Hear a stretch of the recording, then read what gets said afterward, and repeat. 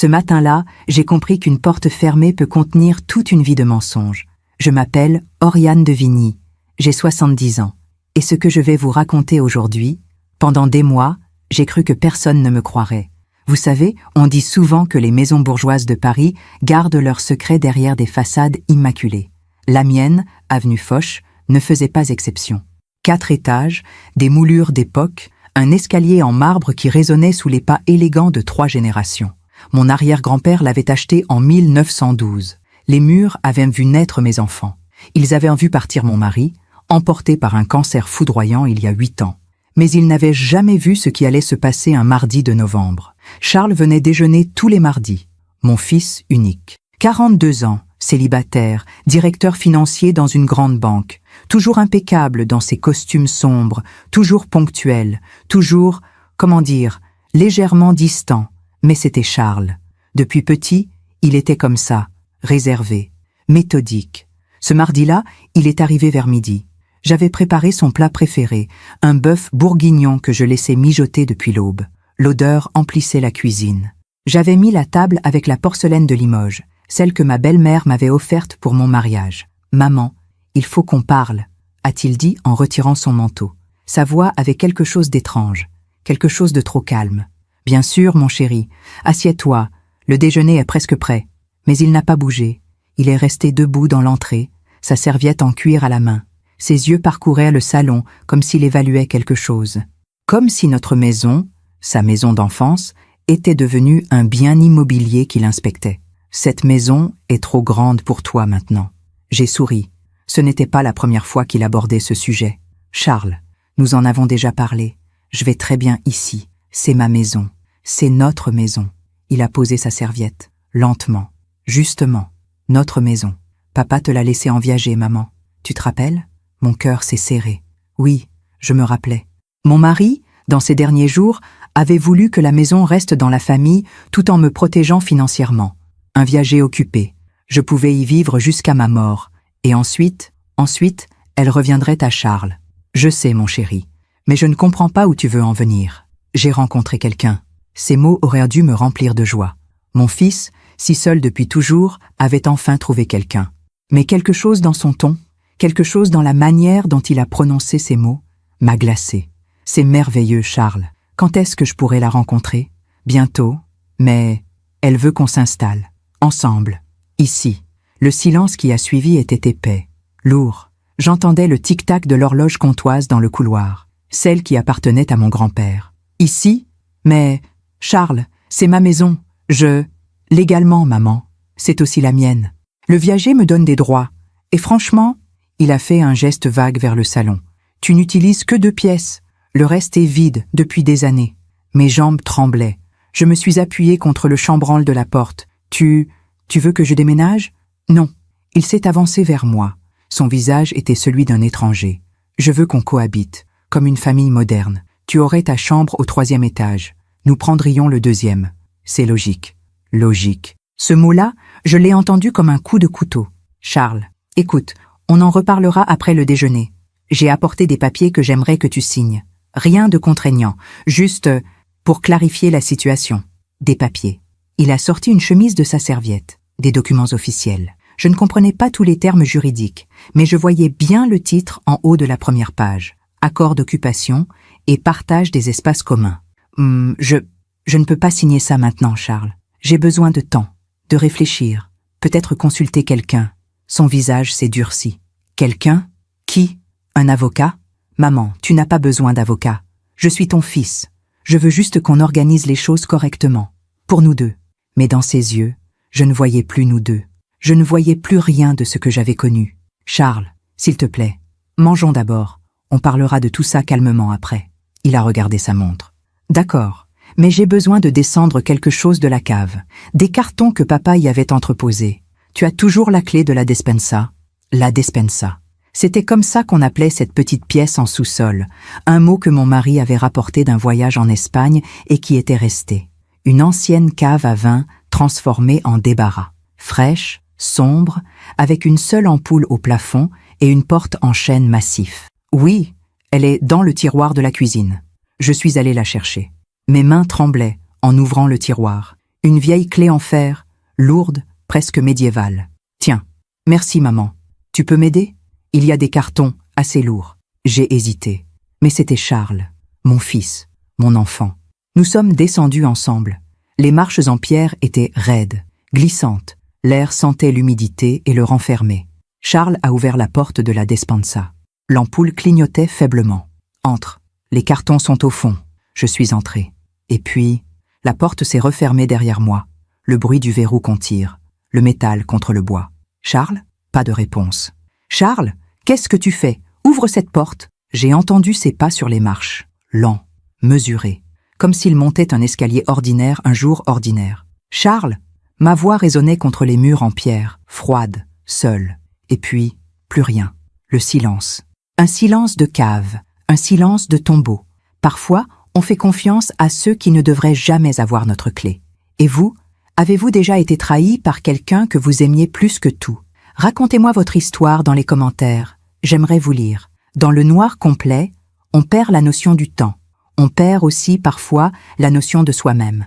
Les premières minutes, j'ai cru à une erreur, un malentendu absurde. Charles allait redescendre, ouvrir la porte en riant nerveusement.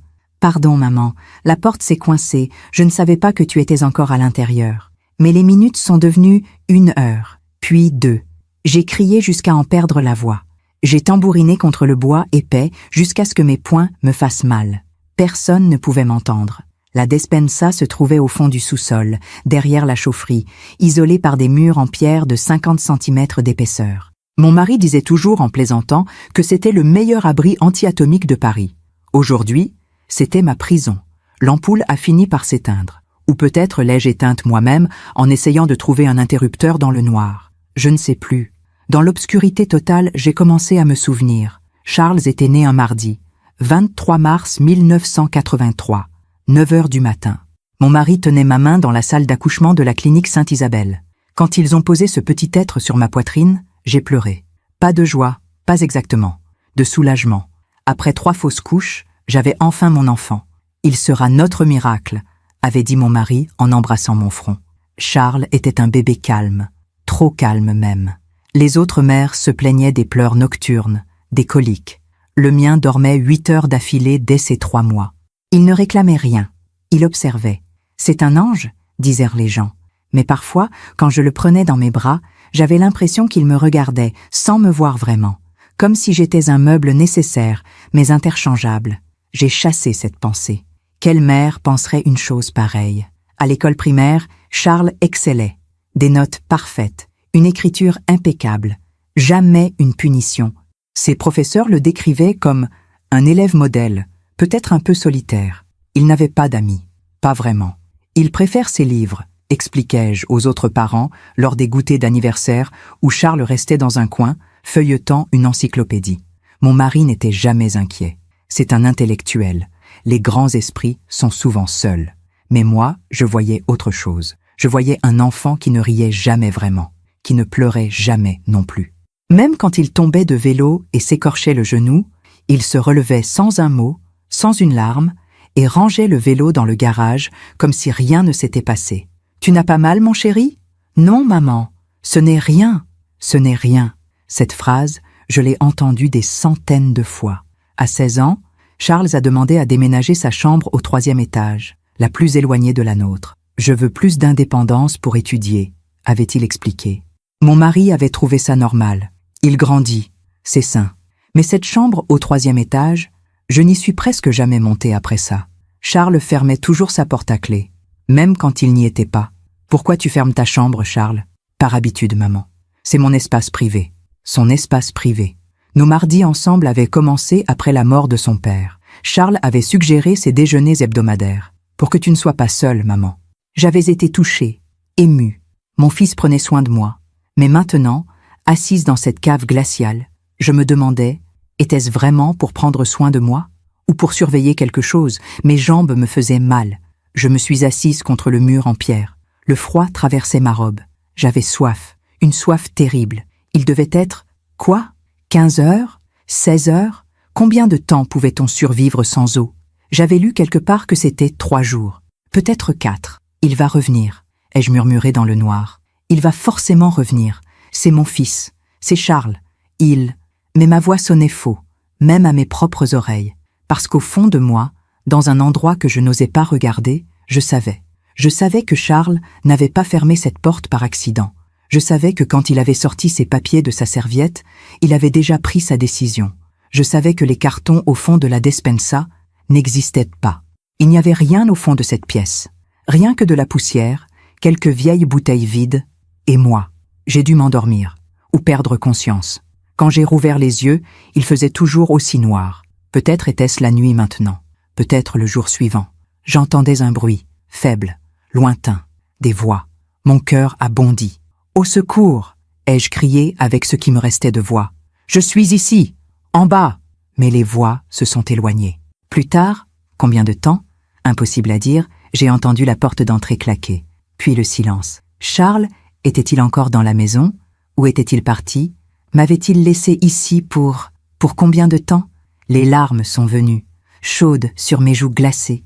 J'ai pensé à mon mari, à ses derniers jours à l'hôpital, à la manière dont il tenait ma main, même quand la morphine l'emportait loin de moi. « Promets-moi de prendre soin de toi », avait-il murmuré. « Je te le promets. » Et surveille Charles, il n'est pas comme les autres, mais c'est notre fils. Il a besoin...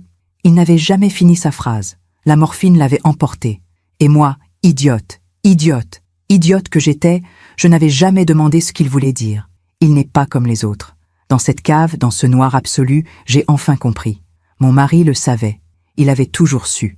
Et il avait essayé de me prévenir. Pendant que je raconte tout cela, je me demande d'où vous m'écoutez. Écrivez le nom de votre ville en commentaire. Le deuxième jour, du moins je crois que c'était le deuxième jour, j'ai commencé à avoir des hallucinations. Ou peut-être n'était-ce pas des hallucinations. Peut-être était-ce simplement la vérité qui remontait enfin à la surface, libérée par la soif, par la peur, par ce noir absolu qui vous force à regarder en face ce que vous avez passé toute une vie à ignorer. Je voyais des images, des moments, des détails que j'avais écartés, minimisés, enterrés sous des couches et des couches de déni maternel. Charles avait 11 ans quand notre voisine, Madame Beaumont, a sonné à notre porte un samedi après-midi. Elle tenait son chat dans les bras. Pompon, un persan blanc qu'elle adorait plus que tout au monde. « Oriane, je suis désolée de vous déranger, mais... » Elle hésitait, mal à l'aise. Pompon a été blessé. Le vétérinaire dit que quelqu'un lui a fait du mal. Volontairement. Mon sang s'était glacé. Volontairement? Mais qui? Je ne sais pas. Mais c'est arrivé dans votre jardin. J'ai retrouvé Pompon près de votre serre. Il avait une patte cassée. Le vétérinaire dit que ce n'est pas une chute. C'est... Elle n'avait pas osé finir. J'étais montée voir Charles. Il était dans sa chambre, assis à son bureau, faisant ses devoirs de mathématiques avec une concentration parfaite. « Charles, tu as vu quelque chose dans le jardin aujourd'hui? Le chat de Madame Beaumont a été blessé. » Il avait levé les yeux. Pas un battement de cils. « Non, maman, je n'ai rien vu. Tu es sûre? Tu étais dans le jardin ce matin. » J'étais dans la serre. Je regardais tes orchidées. Je n'ai rien remarqué d'anormal. Sa voix était calme, trop calme. « D'accord, mon chéri, merci. » En redescendant, j'avais croisé mon mari dans le couloir. « Alors? » Il dit qu'il n'a rien vu. Mon mari avait froncé les sourcils. « Tu le crois? » J'avais regardé mon mari avec stupéfaction. « Bien sûr que je le crois. C'est notre fils. Tu penses vraiment que Charles serait capable de... » « Non, non, bien sûr que non. » Mais il avait dit ces mots trop vite, comme s'il voulait se convaincre lui-même. 2 semaines plus tard, Madame Beaumont avait déménagé. Elle ne nous avait jamais reparlé. Dans le noir de la cave, j'ai ri. Un rire sec, amer, qui m'a fait mal à la gorge desséchée. Combien de fois avais-je détourné le regard? Combien de fois avais-je choisi de ne pas voir? Il y avait eu aussi cette histoire au lycée. Charles avait 17 ans. Son professeur d'histoire, Monsieur Lefebvre, avait demandé à nous voir, mon mari et moi. Je voulais vous parler de Charles. Il y a un problème avec ses notes? Non, justement. Charles a toujours 20 sur 20. C'est autre chose. Monsieur Lefebvre avait sorti une copie de dissertation, l'écriture de Charles, parfaite comme toujours. Lisez ce passage, s'il vous plaît. C'était une dissertation sur la Révolution française. Charles y décrivait avec une précision chirurgicale les exécutions de la Terreur. Les détails étaient troublants. La manière dont la lame tombait, le temps exact que mettait une tête à cesser de penser après avoir été séparée du corps, les spasmes musculaires. « C'est très... documenté », avait dit mon mari, visiblement mal à l'aise. « C'est surtout très détaché.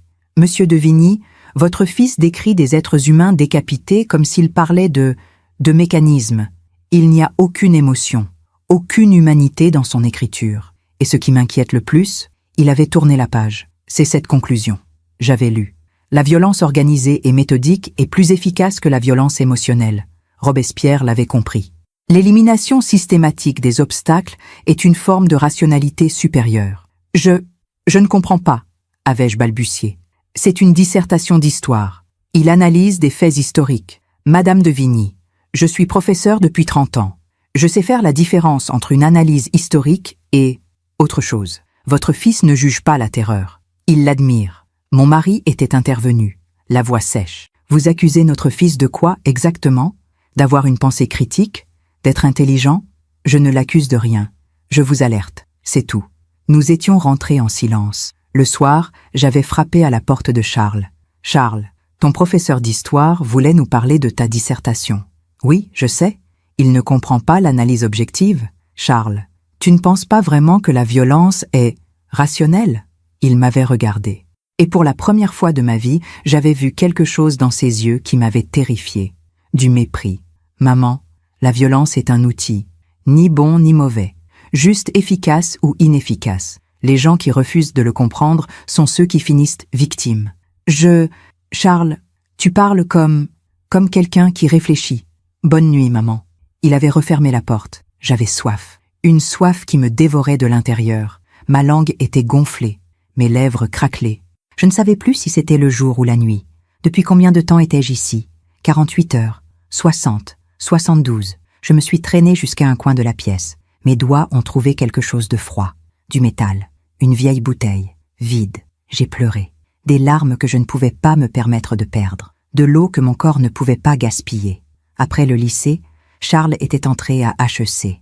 Mon mari était si fier. Notre fils fera de grandes choses. Charles avait obtenu son diplôme avec les félicitations du jury. Il avait été recruté immédiatement par la Société Générale, ensuite Crédit Suisse, puis BNP Paribas. Il grimpait les échelons avec une facilité déconcertante. « Comment tu fais, Charles ?» lui avais-je demandé un mardi, lors d'un de nos déjeuners. « Je fais quoi pour réussir comme ça ?» Il avait souri, un sourire qui ne montait pas jusqu'à ses yeux. « Je comprends ce que les gens veulent, et je le leur donne. Ou je leur fais croire que je le leur donne. C'est la même chose, au fond. Tu es heureux dans ton travail? Heureux? Il avait répété le mot comme s'il était étranger. Je suis efficace, c'est suffisant. Efficace, rationnel, systématique. Des mots que Charles utilisait tout le temps. Des mots qui ne laissaient aucune place à l'amour. Il y avait eu cette femme, Sandrine. Charles l'avait rencontrée lors d'un séminaire à Londres. Il me l'avait présentée un dimanche. Elle était adorable, douce, souriante, attentionnée. « Maman, je crois que c'est sérieux, » avait-il dit. J'avais pleuré de joie. Enfin mon fils allait connaître l'amour. Enfin il allait s'ouvrir à quelqu'un. Ils étaient restés ensemble 6 mois. Et puis un jour, Charles était venu déjeuner seul. Sandrine et moi, c'est terminé. « Oh, Charles, je suis désolée. Que s'est-il passé ?» Elle voulait des choses impossibles. Quelle chose? De l'émotion, de la spontanéité. Et il avait dit ces mots avec dédain. Elle voulait que je lui dise que je l'aimais tous les jours, que je sois jaloux quand elle parlait à d'autres hommes, que je ressente des choses. Mais Charles, c'est normal de ressentir des choses quand on aime quelqu'un. Il m'avait regardé. Pourquoi? Ce simple mot, pourquoi, dit avec une curiosité sincère, comme s'il me demandait pourquoi le ciel était bleu. Parce que c'est l'amour, Charles. L'amour, c'est ressentir. Je ne ressens pas comme vous, maman. Je n'ai jamais ressenti comme vous. Et franchement, il avait coupé un morceau de fromage avec précision. Je ne comprends pas pourquoi les gens accordent autant d'importance à quelque chose d'aussi irrationnel. J'aurais dû comprendre, j'aurais dû voir, mais j'étais sa mère, et une mère voit toujours ce qu'elle veut voir. Quelque part, au-dessus de moi, j'ai entendu des bruits, des pas, la porte d'entrée qui s'ouvrait, qui se refermait. Charles était de retour. J'ai voulu crier, mais ma gorge ne produisait plus qu'un râle pathétique. J'ai entendu sa voix. Il parlait à quelqu'un. Oui, elle est partie rendre visite à une amie en Bretagne. Non, je ne sais pas exactement quand elle rentrera. Vous savez comment sont les vieilles dames. Elles perdent la notion du temps. Il mentait. Il mentait aux voisins avec le même ton calme, rationnel, efficace qu'il utilisait pour tout. Si vous avez besoin de la contacter, je peux lui transmettre un message. Je viens vérifier la maison tous les jours. Vérifier la maison. Pas vérifier sa mère enfermée dans une cave sans eau. Vérifier la maison. Comme on vérifie un investissement. Les voix se sont éloignées. La porte s'est refermée. Le silence est revenu. Et avec lui, une clarté terrible. Charles n'allait pas me libérer. Charles attendait. Attendait que la nature suive son cours. Attendait que le problème se résolve tout seul. De manière rationnelle, efficace, systématique. Mes doigts ont trouvé quelque chose dans ma poche. La clé. La vieille clé en fer de la despensa. Je l'avais gardée, mais elle ne servait à rien. Elle ouvrait de l'extérieur, pas de l'intérieur. J'ai serré cette clé dans ma main jusqu'à ce que le métal s'enfonce dans ma paume. Et j'ai prié. Prié pour que quelqu'un, quelque part, remarque que je n'étais pas partie en Bretagne. Prié pour qu'il reste, dans ce monde rationnel et froid, un peu de cette humanité que mon fils n'avait jamais connue. Je ne sais plus à quel moment j'ai cessé d'être Oriane de Vigny pour devenir simplement un corps qui souffre. La soif n'est pas comme la faim. La faim, on peut l'ignorer pendant des jours. Elle gronde, elle tire, mais elle reste en arrière-plan. La soif, elle, occupe tout l'espace. Elle devient vous. Chaque pensée, chaque battement de cœur, chaque respiration qui assèche un peu plus votre bouche. Ma langue était devenue du cuir. Mes lèvres saignaient. Quand j'essayais d'avaler, c'était comme du verre pilé dans ma gorge. Le 3e jour, j'étais presque sûre maintenant que c'était le 3e jour, j'ai commencé à entendre des voix. Pas des voix réelles, pas les voix des voisins ou de Charles, les voix de ma vie, les voix des morts. La première voix était celle de ma mère. Elle était morte quand j'avais 23 ans, juste avant mon mariage. Un accident de voiture sur l'autoroute A6. Brutal, instantané. Je n'avais même pas eu le temps de lui dire au revoir. « Oriane, ma chérie, tu fais toujours ça. » Sa voix était douce, inquiète, comme elle l'avait toujours été. « Faire quoi, maman? Tu fermes les yeux sur ce qui te fait peur. Tu as toujours fait ça, même enfant.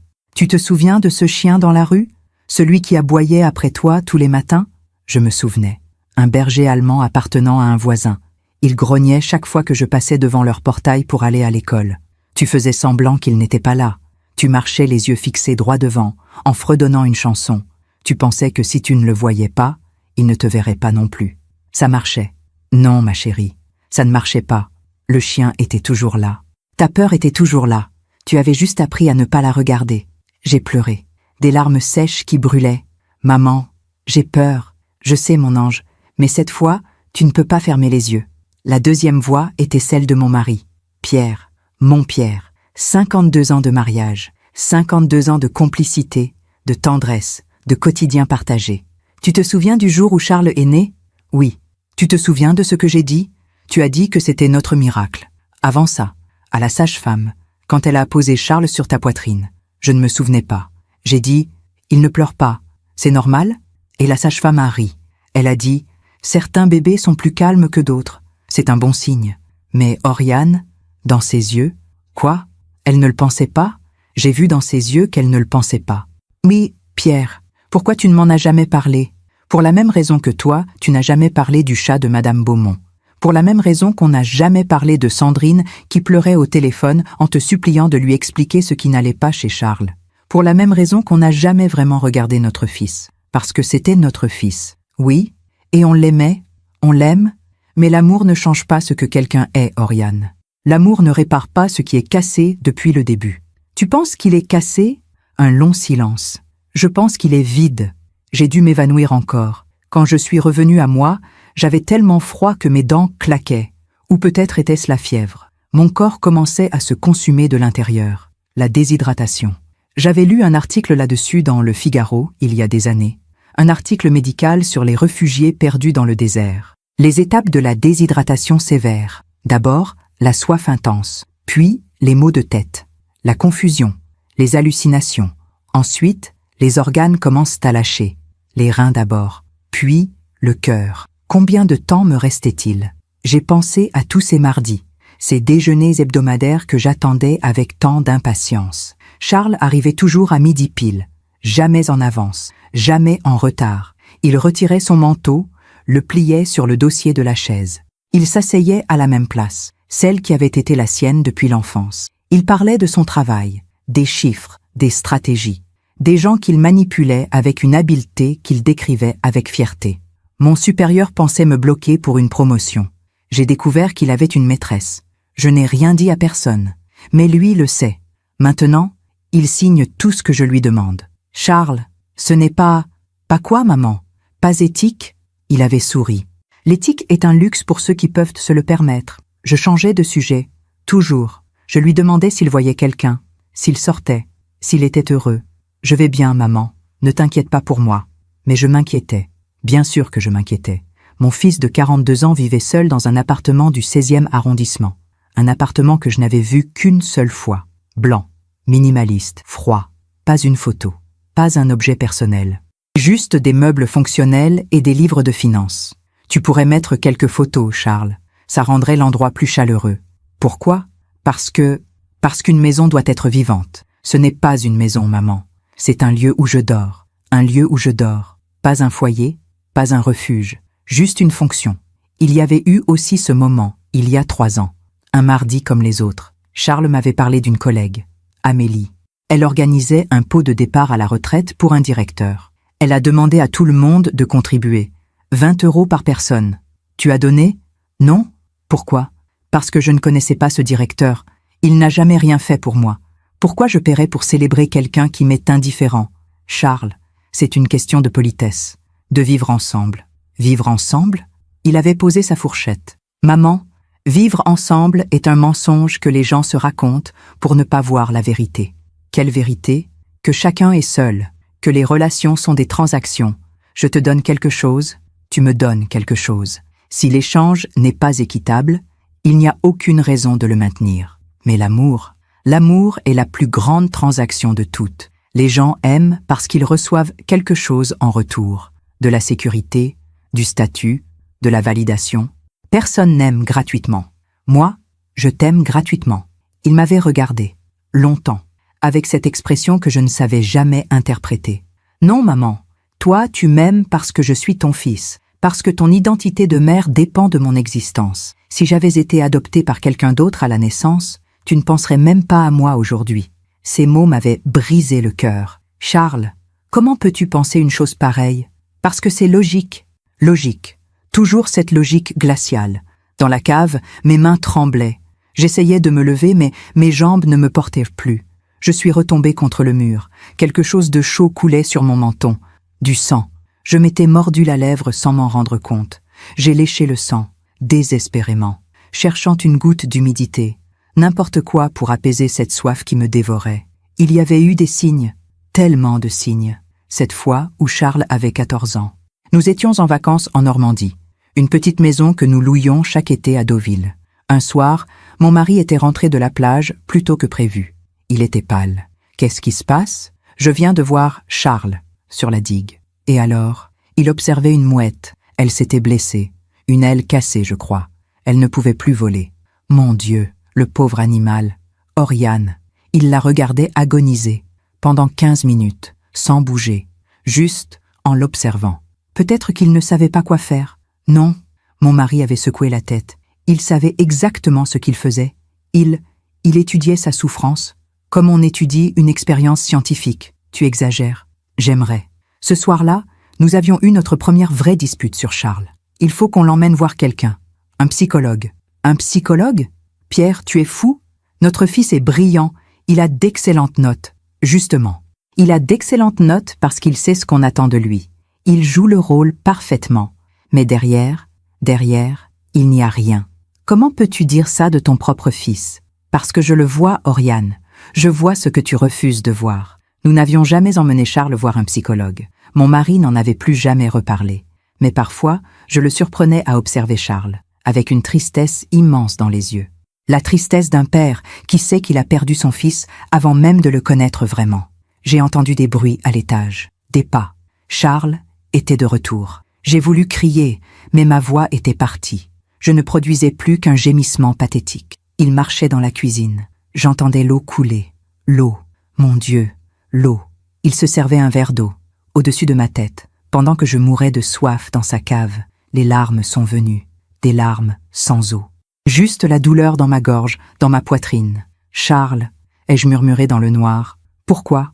Mais je connaissais la réponse. Parce que j'étais devenu un obstacle. parce que cette femme qu'il avait rencontrée voulait la maison, parce que j'avais refusé de signer ses papiers, parce que dans son monde rationnel, efficace, systématique, il n'y avait pas de place pour une vieille mère qui s'accrochait à sa maison, à ses souvenirs, à sa vie. J'étais un problème. Et Charles résolvait les problèmes, de la manière la plus efficace possible. Je me demande encore si j'aurais dû voir les signes plus tôt. Et vous, avez-vous déjà ignoré quelque chose d'important chez quelqu'un que vous aimiez, parce que la vérité était trop difficile à accepter? Qu'auriez-vous fait à ma place? Il existe un moment, dans la déshydratation sévère, où le corps cesse de lutter, où il accepte. C'est un moment étrange, presque paisible. La douleur devient distante, comme si elle appartenait à quelqu'un d'autre. J'étais étendue sur le sol en pierre, et je ne sentais plus le froid. C'était mauvais signe, je le savais. Quand on cesse de sentir le froid, c'est que le corps abandonne. Mais dans cet abandon, il y avait une clarté nouvelle, comme si mon cerveau, sachant qu'il lui restait peu de temps, décidait de me montrer tout ce que j'avais refusé de voir pendant 70 ans. La 3e nuit, ou peut-être était-ce déjà la 4e, je ne savais plus, j'ai revu la nuit où tout avait vraiment basculé. C'était il y a 8 ans, 2 mois avant la mort de mon mari. Pierre était à l'hôpital. Le cancer du pancréas l'avait rongé en 4 mois. Les médecins disaient qu'il lui restait quelques semaines, peut-être quelques jours. Charles venait le voir tous les soirs, 20 heures précises. Il restait 15 minutes, jamais plus, jamais moins. « Tu ne veux pas rester un peu plus longtemps avec ton père ?» lui avais-je demandé un soir. « J'ai du travail qui m'attend, maman. » Papa comprend. Papa comprenait. Mais ce soir-là précis, quelque chose s'était passé. J'étais sortie chercher un café à la machine du couloir. Quand je suis revenue, j'ai entendu des voix dans la chambre. Mon mari parlait. Sa voix était faible, mais déterminée. Je me suis arrêtée derrière la porte. Je ne voulais pas interrompre. « Charles, il faut que je te dise quelque chose. »« Oui, papa. J'ai changé mon testament. » Un silence. « Comment ça, changer ?»« La maison. Je l'ai mise en viager occupée pour ta mère. Elle pourra y vivre jusqu'à sa mort. »« Je sais, papa. Tu me l'as déjà dit. Ce que je ne t'ai pas dit, c'est que j'ai ajouté une clause. Si ta mère décède de mort non naturelle dans les 10 ans qui suivent mon décès, la maison ne te revient pas. Elle ira à une fondation. » Mon sang s'était glacé. Pourquoi mon mari mettait-il une clause pareille? « Papa, qu'est-ce que tu insinues ?» La voix de Charles était parfaitement calme. Trop calme. « Je n'insinue rien. Je protège ta mère. » La protéger de qui? De toi. Le silence qui a suivi était assourdissant. « Tu penses que je ferais du mal à maman? Non. Je pense que tu ferais ce qui te semble rationnel. Et je veux m'assurer que ta mère reste en vie dans ton équation rationnelle. Papa, tu es sous morphine. Tu dis des choses absurdes. Charles. » Mon mari toussait. « Je t'ai observé toute ta vie. Je sais ce que tu es. Je ne te juge pas, mais je ne laisserai pas ta mère devenir un problème à résoudre. Je ne sais pas de quoi tu parles. Si, tu sais, tu as toujours su, depuis tout petit, tu es différent. Il n'y a personne derrière tes yeux, Charles. » Il n'y a jamais eu personne. J'avais dû faire du bruit, parce que la conversation s'était arrêtée net. J'étais entrée, le café tremblant dans ma main. « Pierre, tu as besoin de quelque chose ?» Mon mari m'avait regardé avec une tendresse infinie. « Non, ma chérie, tout va bien. » Charles partait justement. Charles s'était levé. Il avait embrassé mon front, comme toujours, le geste parfait du fils parfait. « À demain, maman. » Mais en sortant, il s'était retourné vers son père. Et dans ses yeux, j'avais vu quelque chose que je n'avais jamais vu auparavant. De la haine, froide, pure, calculée. Mon mari était mort 6 semaines plus tard. Je n'avais jamais reparlé de cette conversation. Je m'étais convaincue que j'avais mal entendu, que la morphine faisait délirer Pierre, qu'il était injuste avec Charles. Mais maintenant, étendu sur ce sol glacial, je comprenais. Mon mari avait essayé de me protéger. Et pendant 8 ans, cette clause avait fonctionné. Pendant 8 ans, Charles n'avait pas osé, parce que si je mourais de mort non naturelle, il perdait tout. Mais maintenant, 8 ans avaient repassé. La clause n'était plus valide. Et Charles pouvait agir, rationnellement, efficacement, systématiquement. J'ai essayé de me lever, de ramper jusqu'à la porte, mais mon corps ne répondait plus. Mes bras tremblaient, mes jambes étaient du plomb. « Pierre, ai-je murmuré dans le noir, tu avais raison, tu as toujours eu raison. » Il y avait eu un autre moment, quelques mois après la mort de mon mari. Charles était venu déjeuner. C'était notre 2e ou 3e mardi ensemble. J'avais fait un gratin dauphinois, le préféré de Pierre. En servant Charles, j'avais éclaté en sanglots. Pardon, pardon, c'est juste que ton père adorait ce plat. Charles avait attendu que je finisse de pleurer.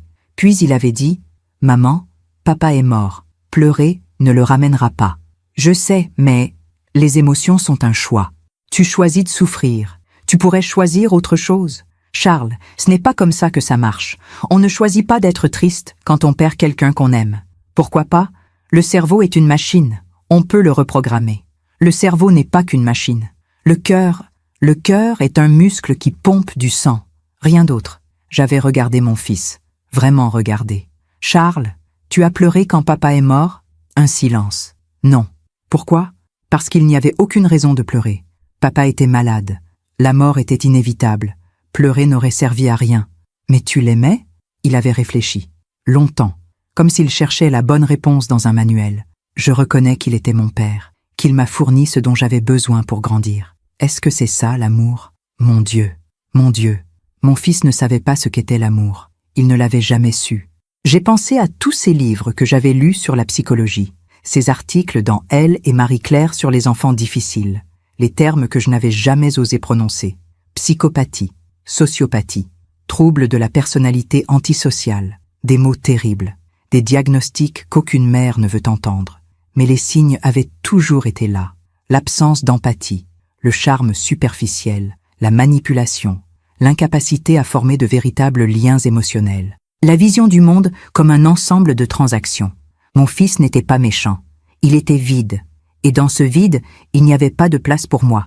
Il devait être très tard maintenant. Ou très tôt. Je ne savais plus. J'entendais des bruits dehors. Une voiture qui passait. Le bruit lointain d'une sirène. La vie continuait. Là-haut. Pendant que je mourais ici. En bas. Quelqu'un, ai-je murmuré. S'il vous plaît. Quelqu'un.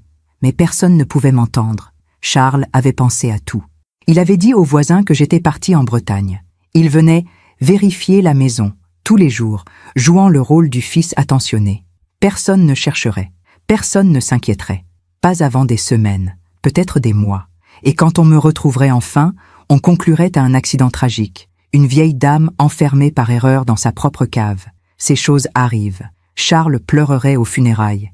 Il dirait les mots justes. Il jouerait le fils dévasté à la perfection. Et ensuite, il vendrait la maison. 2 millions d'euros, peut-être 3, pour un hôtel particulier avenue Foch.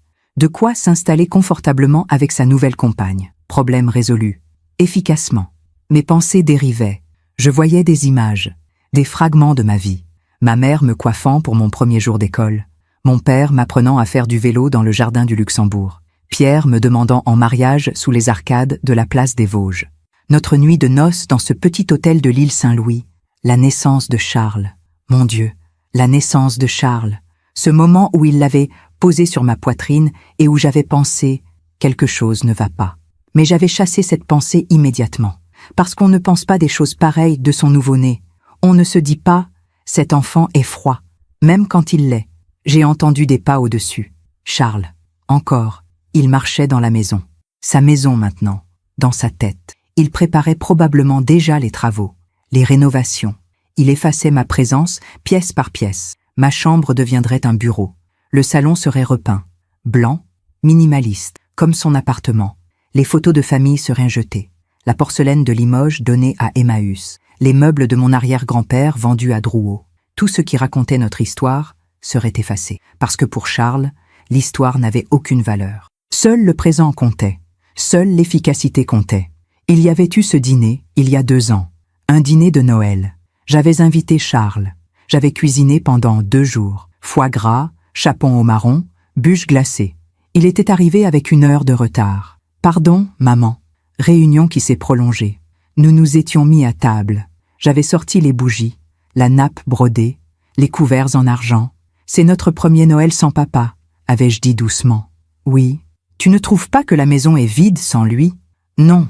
Sa réponse était tombée comme une pierre. Charles. Quoi? Tu veux que je dise que je ressens quelque chose que je ne ressens pas? À quoi ça servirait? Ça servirait à partager, à ne pas être seul dans notre peine. Toi, tu as de la peine, pas moi. On ne partage pas quelque chose qui n'existe pas. J'avais regardé mon fils manger son foie gras avec des gestes précis, méthodiques, et j'avais compris que j'étais seule à cette table. terriblement seule, même avec Charles assis en face de moi. Quelque chose de chaud coulait sur ma tempe, du sang probablement. J'avais dû me cogner la tête sans m'en rendre compte. Mes yeux ne focalisaient plus, tout était flou. Même dans le noir, je sentais que ma vision se désintégrait. Mes reins avaient probablement cessé de fonctionner. Mon cœur battait de manière irrégulière, trop vite, puis trop lent. « Pierre », ai-je murmuré, « attends-moi. Peut-être que la mort n'était pas si terrible. Peut-être que de l'autre côté, je retrouverais mon mari, mes parents, tous ceux que j'avais aimés, tous ceux qui savaient ce qu'était l'amour. Mais alors, dans ce moment de semi-conscience, j'ai entendu quelque chose, un bruit différent, pas les pas de Charles, autre chose, une voiture qui se garait, des portières qui claquaient, des voix, plusieurs voix. Avenue Foch, numéro 47, signalement d'un voisin, n'a pas été vu depuis 4 jours. Mon cœur a bondi. Quelqu'un était venu, quelqu'un avait remarqué. J'ai essayé de crier, mais seul un gémissement pathétique est sorti de ma gorge. Des coups à la porte, fort, insistant. « Police, ouvrez !» La police. Mon Dieu, la police était là. J'ai entendu Charles ouvrir. Sa voix, calme, posée, légèrement surprise. « Messieurs, je peux vous aider ? Charles de Vigny ? Oui, c'est moi. Où est votre mère ? Ma mère ? Elle est en voyage, en Bretagne, chez une amie. Quel est le nom de cette amie ? Un silence, imperceptible. Mais j'ai senti l'hésitation. Je ne me souviens plus exactement. Une amie d'enfance. Elle ne se voyait plus depuis longtemps. Monsieur de Vigny, un de vos voisins nous a signalé qu'il n'avait pas vu votre mère depuis plusieurs jours. Il dit que c'est inhabituel, que Madame de Vigny sortait tous les matins acheter son pain. C'est vrai, mais elle m'a dit qu'elle avait besoin de s'évader un peu. Depuis la mort de mon père, nous aimerions vérifier qu'elle va bien. Vous avez son numéro de téléphone ? Bien sûr, mais elle a du mal avec son portable. Elle oublie souvent de le recharger. J'ai entendu des pas. Plusieurs personnes entraient dans la maison. Vous permettez qu'on jette un œil ? Je ne comprends pas. Vous avez un mandat ? Nous n'en avons pas besoin si vous nous autorisez l'accès. Vous refusez ? Un autre silence. Charles calculait, pesait les options, mesurait les risques. Non, bien sûr que non. Allez-y, mais vous perdez votre temps. Ma mère n'est pas ici. Des pas dans l'escalier, dans les chambres, dans le salon. Il y a une cave ? Mon cœur a explosé. Oui, mais il n'y a rien en bas, juste des cartons. Ma mère n'y descend jamais. On peut vérifier quand même ? J'ai entendu les pas descendre l'escalier en pierre, se rapprocher. J'ai rassemblé toutes mes forces, toute l'énergie qui me restait, et j'ai tapé contre la porte, faiblement. Un bruit à peine audible. Mais ils l'ont entendu. Vous avez entendu ça ? Il y a une porte ici. Elle est fermée à clé. C'est juste la despensa. Un vieux débarras. Personne n'y va jamais. Ouvrez-la. Je n'ai pas la clé sur moi. Enfoncez-la. Le bruit du bois qui cède. C'est un son que je n'oublierai jamais. Le craquement sec de la porte en chaîne sous les coups d'épaule d'un policier. Une fois, 2 fois, 3 fois. Et puis la lumière. Une lumière aveuglante après 3 jours de noir absolu. J'ai fermé les yeux, incapable de supporter cette agression soudaine. Bon Dieu, il y a quelqu'un. Des mains sur mes épaules. Douces, urgentes. Madame ? Madame, vous m'entendez ? J'ai essayé de parler, mais ma gorge ne produisait qu'un râle. Appelez le SAMU. Tout de suite. Des bruits de pas précipités. Des voix qui se chevauchaient. Madame de Vigny ? C'est vous ? J'ai hoché la tête, faiblement. Mon Dieu, depuis combien de temps êtes-vous ici ? J'ai levé 3 doigts. Mes mains tremblaient tellement que je n'étais pas sûre qu'ils comprennent. 3 jours ? 3 jours enfermés ici ? J'ai hoché la tête à nouveau. Un policier s'est retourné vers l'escalier. « Monsieur de Vigny, descendez immédiatement !» Charles est descendu lentement, chaque marche mesurée. Même maintenant, même face à l'évidence, il contrôlait ses mouvements. Quand il est apparu dans l'encadrement de la porte, son visage était un masque parfait de surprise et d'inquiétude. « Maman ? Mais qu'est-ce que tu fais là ?» Si je n'avais pas été à moitié morte, j'aurais ri de l'absurdité de sa performance. « Ah, ne bougez pas !» a dit un policier en le retenant par le bras. « On a des questions à vous poser. »« Je ne comprends pas. Maman, tu m'avais dit que tu partais en Bretagne. Monsieur de Vigny, votre mère a été enfermée dans cette cave pendant 3 jours sans eau. C'est impossible. Il doit y avoir une explication. La porte a dû se bloquer. Maman, tu as dû t'enfermer par accident et... La porte était verrouillée de l'extérieur, a coupé le policier. Sa voix était glaciale. avec un verrou que seule une personne à l'extérieur peut actionner. Charles a cligné des yeux. Une fraction de seconde. C'était la seule fissure dans son masque. Mais qui aurait fait une chose pareille? Un autre policier s'est avancé, plus âgé, des cheveux gris, des yeux qui avaient tout vu. Les ambulanciers arrivent. On reprendra cette conversation au commissariat. Au commissariat? Mais pourquoi? Je suis victime, moi aussi. Quelqu'un s'est introduit dans notre maison et a enfermé ma mère. C'est horrible, il faut enquêter. Oh, nous allons enquêter, monsieur de Vigny. Croyez-moi. Les ambulanciers sont arrivés avec une civière. Un jeune homme et une femme en uniforme bleu. Madame, je suis Sophie. On va prendre soin de vous. Ils ont essayé de me soulever, mais mes jambes ne répondaient plus. Ils ont dû me porter. En passant devant Charles, nos regards se sont croisés. J'ai cherché quelque chose dans ses yeux. Du remords, de la peur, de la honte. Mais il n'y avait rien. Juste du calcul. Il était déjà en train d'élaborer sa prochaine stratégie, sa prochaine défense, son prochain mensonge rationnel et efficace. L'ambulance filait dans les rues de Paris. Les sirènes hurlaient. Sophie me tenait la main pendant que son collègue installait une perfusion. « Ne buvez pas trop vite », disait-il en approchant une compresse humide de mes lèvres. « Votre corps doit se réhabituer doucement. L'eau, même quelques gouttes, c'était le paradis et l'enfer à la fois. Ma gorge brûlait, mais mon corps réclamait. « Madame de Vigny, vous m'entendez ?» J'ai hoché la tête. « Qui vous a enfermé ?» J'ai essayé de parler, de former les mots, mais ma voix était partie. Seul un murmure rauque sortait. « Ne forcez pas, on a le temps. » Mais je devais parler. Je devais leur dire avant que Charles n'élabore une histoire parfaite, irréfutable, avec des témoins et des alibis fabriqués de toutes pièces. J'ai avalé. Ça faisait mal. Mon fils... Sophie s'est penchée plus près. Votre fils a fait ça? J'ai hoché la tête. Les larmes coulaient sur mes joues. Il voulait... la maison. La maison? Il voulait hériter de la maison? J'ai hoché la tête encore. Le collègue de Sophie a noté quelque chose sur une tablette. On transmet ça à la police immédiatement. L'hôpital Cochin. Service des urgences. Les médecins se sont précipités. Termes médicaux lancés rapidement. Déshydratation sévère. Insuffisance rénale aiguë. Hypothermie modérée. Tension à 8,5. On m'a transféré aux soins intensifs. Des tuyaux, des machines, des bips constants.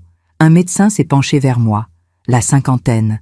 Des rides de gentillesse autour des yeux. Madame de Vigny, je suis le docteur Moreau. Vous êtes en sécurité maintenant. On va vous réhydrater lentement. Vos reins sont très abîmés, mais ils devraient récupérer.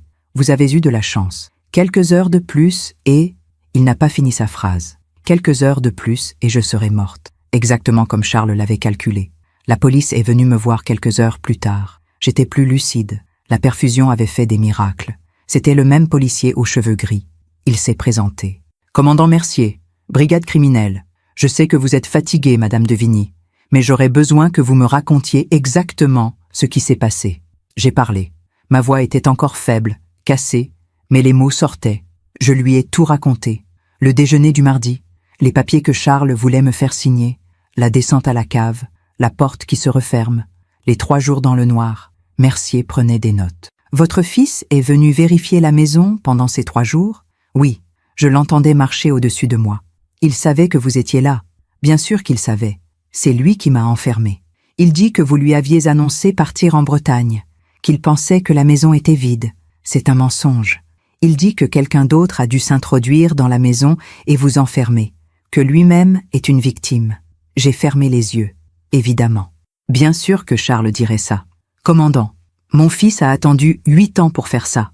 8 ans? Pourquoi 8 ans? Et je lui ai parlé du testament, de la clause que mon mari avait ajoutée, de la protection qui expirait après 10 ans mais qui, dans l'esprit de mon mari, valait surtout pour les premières années. Mercier a relevé la tête. Vous avez une copie de ce testament? Chez mon notaire, Maître Dubois, rue de Rivoli. On va le contacter immédiatement. Charles a été interrogé pendant 6 heures au commissariat. J'ai appris plus tard, par Mercier, comment ça s'était passé. Mon fils avait été parfait, calme, coopératif, légèrement choqué mais rationnel. Il avait répété son histoire sans varier d'un mot. Sa mère lui avait annoncé partir en Bretagne. Il venait vérifier la maison quotidiennement parce qu'il était un fils attentionné. Il ne comprenait pas comment elle avait pu se retrouver enfermée. Peut-être un cambrioleur? Quelqu'un qui en voulait à la famille? Vous avez les clés de la maison? Avait demandé Mercier. Oui, papa me les avait données il y a des années. Y compris la clé de la cave? Oui. Où sont ces clés en ce moment? Dans ma poche. On peut les voir? Charles avait sorti son trousseau. Mercier les avait examinées. Il y a une clé qui ressemble à une vieille clé de cave, en fer, assez lourde. C'est exact. C'est la clé de la despensa? Je suppose. Je ne descends jamais dans cette partie de la cave. Mercier avait fait un signe à un autre policier qui avait apporté un sac de preuves. À l'intérieur, la clé que j'avais cherchée dans le tiroir de la cuisine. La clé que j'avais donnée à Charles. Madame de Vigny dit qu'elle vous a donné cette clé juste avant de descendre à la cave avec vous. Ma mère se trompe, ou elle est confuse. Elle a 70 ans. Parfois, elle mélange les souvenirs. Votre mère nous semble parfaitement lucide. Le traumatisme peut créer de faux souvenirs. C'est bien documenté. Charles citait des études, des recherches. Il transformait mon témoignage en symptômes psychiatriques. Monsieur de Vigny, si votre mère était partie en Bretagne, pourquoi n'avez-vous pas essayé de la joindre? Pendant 4 jours, vous n'avez jamais tenté de l'appeler? Une pause, infime. Mais Mercier l'avait remarqué. Je voulais lui laisser de l'espace. Elle avait dit qu'elle avait besoin de temps, seule. 4 jours sans nouvelles de votre mère de 70 ans, et ça ne vous a pas inquiété? Ma mère est une femme autonome, mais suffisamment fragile, selon vous, pour créer de faux souvenirs suite à un traumatisme? Charles avait soutenu le regard de Mercier sans ciller. Je veux un avocat. Maître Dubois est venu me voir à l'hôpital le lendemain. Il avait apporté le testament. Oriane, mon Dieu, quand j'ai appris... Je vais bien, Henri. Enfin, je vais survivre. Il a sorti les documents. Ses mains tremblaient légèrement. Pierre avait raison. Il a toujours eu raison. Vous étiez au courant? Pour la clause? Oui, c'est moi qui l'ai rédigée. Pierre est venu me voir seul. Il m'a fait promettre de ne rien vous dire. Il ne voulait pas vous effrayer. Qu'est-ce qu'il vous a dit exactement? Henri a regardé par la fenêtre. Dehors, Paris continuait de vivre, indifférente. Il m'a dit « Mon fils est dangereux. Je ne peux pas le changer. Je ne peux pas le guérir. Tout ce que je peux faire, c'est protéger Oriane. » Les larmes sont venues, chaudes, libératrices. Il savait. Il a toujours su. Pierre aimait Charles, mais il n'était pas aveugle. Et il vous aimait plus encore. Henri m'a tendu un mouchoir. La clause spécifie bien « mort non naturelle dans les 10 ans ». Mais elle inclut aussi toute tentative documentée de nuire à votre intégrité physique. Si Charles est reconnu coupable, même de séquestration, la maison ira à la Fondation Pierre de Vigny pour la recherche médicale. Pas un centime pour Charles. Mon mari avait créé une fondation, dans son testament, avec la maison comme dotation principale si jamais quelque chose vous arrivait. Pierre avait pensé à tout. Mon mari extraordinaire, qui observait notre fils avec cette tristesse infinie, avait construit un rempart juridique pour me protéger, même après sa mort. Le docteur Moreau est entré dans ma chambre en fin d'après-midi. « Madame de Vigny, j'ai de bonnes nouvelles. Vos reins reprennent lentement leur fonction. Vous allez vous en sortir. Merci, docteur. » Il s'est assis au bord du lit. Il avait quelque chose à me dire. Je le voyais dans ses yeux. « J'ai entendu votre fils dans le couloir ce matin. Il parlait à une infirmière. Mon cœur s'est serré. Charles est venu? Oui. Il voulait vous voir. Nous avons refusé. La police nous a demandé de ne pas le laisser entrer. Mais quoi? J'étais dans le bureau des infirmières, juste à côté. J'ai entendu leur conversation. Enfin, ce qu'ils disaient à l'infirmière. Qu'est-ce qu'ils disaient? Le docteur Moreau a hésité. Miss, il disait que vous aviez des problèmes de mémoire ces derniers mois, que vous oubliez des choses, que vous vous étiez perdu 2 fois en revenant du marché, que vous aviez commencé à raconter des histoires étranges sur votre défunt mari. Quoi? Mais c'est complètement faux. Je sais. Votre lucidité est parfaite. Vos tests cognitifs sont excellents pour votre âge. Mais il construisait déjà sa défense. Il plantait des graines de doute. Vous croyez qu'il aurait pu convaincre quelqu'un? Franchement, il était très convaincant, très calme, très rationnel? Oui, exactement. Il parlait de vous comme un médecin parlerait d'un patient, avec détachement clinique. C'est toute sa vie qu'il a été comme ça, docteur. Moreau a hoché la tête lentement. J'ai croisé beaucoup de gens dans ma carrière, des criminels, des malades mentaux, des gens brisés par la vie. Mais votre fils, il est différent. Il n'est pas brisé. Il est juste, vide. Oui, vide. Le soir, seul dans ma chambre d'hôpital, j'ai regardé Paris par la fenêtre, les lumières de la ville, les voitures qui passaient, les gens qui rentrèrent chez eux après une journée de travail ordinaire. J'avais failli mourir dans ma propre maison. Tué lentement, méthodiquement, par l'enfant que j'avais porté, nourri, aimé pendant 42 ans. Comment en était-on arrivé là? Où avais-je failli? Nulle part, avait dit le docteur Moreau quand je lui avais posé la question. Certaines personnes naissent comme ça. Ce n'est la faute de personne. Mais j'étais sa mère. N'aurais-je pas dû voir plus tôt? N'aurais-je pas dû faire quelque chose? Sauf que Pierre avait vu, et même Pierre, avec toute son intelligence et sa lucidité, n'avait pas su quoi faire à part me protéger. Parce que comment protège-t-on quelqu'un de son propre enfant? Comment accepte-t-on qu'on a donné naissance à un étranger? Un infirmier est entré pour vérifier ma perfusion. Vous avez besoin de quelque chose, Madame de Vigny? Non, merci. Il allait partir quand je l'ai rappelé. En fait, si. Pourriez-vous appeler le commandant Mercier? Dites-lui que je veux tout lui raconter. Tout. Depuis le début. Depuis la naissance de Charles. Vous êtes sûr? Vous devriez vous reposer. Je me reposerai quand j'aurai dit la vérité. Toute la vérité. Il a hoché la tête et est sorti. J'ai fermé les yeux. Demain, je parlerai. Je raconterai tous ces moments que j'avais ignorés, minimisés, enfouis. Je témoignerai contre mon propre fils. Non pas par vengeance, mais parce que c'était la seule chose juste à faire, pour toutes les autres mères qui ferment les yeux, pour toutes les victimes futures que Charles pourrait faire, pour Pierre, qui m'avait protégé jusqu'au bout, et pour moi, pour la femme que j'avais failli cesser d'être dans cette cave glaciale. Les semaines qui ont suivi ma sortie de l'hôpital ont été les plus étranges de ma vie. J'étais vivante, mais je ne vivais pas vraiment. J'étais suspendue entre deux mondes, celui d'avant, où j'étais Oriane de Vigny, mère aimante d'un fils brillant, et celui d'après, où j'étais Oriane de Vigny, victime de ce même fils. La police m'avait installée dans un hôtel discret du Marais. Pour ma sécurité, disait-il. Charles était en liberté conditionnelle, avec interdiction de m'approcher. Mais Mercier ne prenait aucun risque. Les gens comme votre fils sont imprévisibles, m'avait-il dit. Tant que le procès n'est pas terminé, vous restez sous protection. Les journaux s'étaient emparés de l'affaire. Séquestré par son propre fils, le drame d'une mère à Paris. Héritier pressé, il enferme sa mère pour récupérer un hôtel particulier. Avenue Foch, derrière la façade bourgeoise, un crime glaçant. Je ne lisais pas les articles, mais mon avocat, Maître Fournier, me tenait informé. L'opinion publique est de votre côté, Oriane. Charles est dépeint comme un monstre. Il n'est pas un monstre, avais-je répondu doucement. C'est pire que ça. Les monstres ont des émotions. Lui n'en a pas. Maître Fournier, Élise de son prénom, était une femme d'une 50aine d'années, aux cheveux courts, poivre et sel, au regard perçant. Elle avait accepté de me défendre pro bono. Votre histoire m'a bouleversée, m'avait-elle confié lors de notre première rencontre. J'ai moi-même un fils. Je n'arrive pas à imaginer... Elle n'avait pas fini sa phrase. Personne ne finissait jamais ses phrases quand il s'agissait de Charles. L'instruction avait été rapide. Charles avait fini par être mis en examen pour séquestration, mise en danger de la vie d'autrui et tentative d'homicide avec préméditation. Tentative d'homicide. Ces mots résonnaient étrangement dans ma tête. Mon fils avait essayé de me tuer. Lentement, méthodiquement, rationnellement. Les preuves s'accumulaient. Les voisins témoignaient. Monsieur Arnaud, du numéro 45, avait vu Charles entrer et sortir de la maison tous les jours pendant ma séquestration. Il avait l'air parfaitement normal, avait-il dit à la police. Il m'a même salué une fois. Il m'a dit que sa mère était en voyage. Madame Chen, du numéro 49, avait trouvé étrange que je parte sans la prévenir. Madame de Vigny me disait toujours quand elle s'absentait. Elle me demandait d'arroser ses orchidées. Cette fois, rien. J'ai trouvé ça bizarre. C'est pour ça que j'ai appelé la police. C'était Madame Chen qui m'avait sauvée.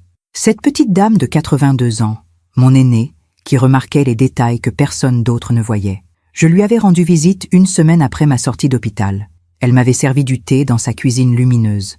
Je savais que quelque chose n'allait pas, m'avait-elle dit de sa voix douce. Votre fils, il n'a jamais eu l'air de vraiment vous voir, même quand il vous regardait.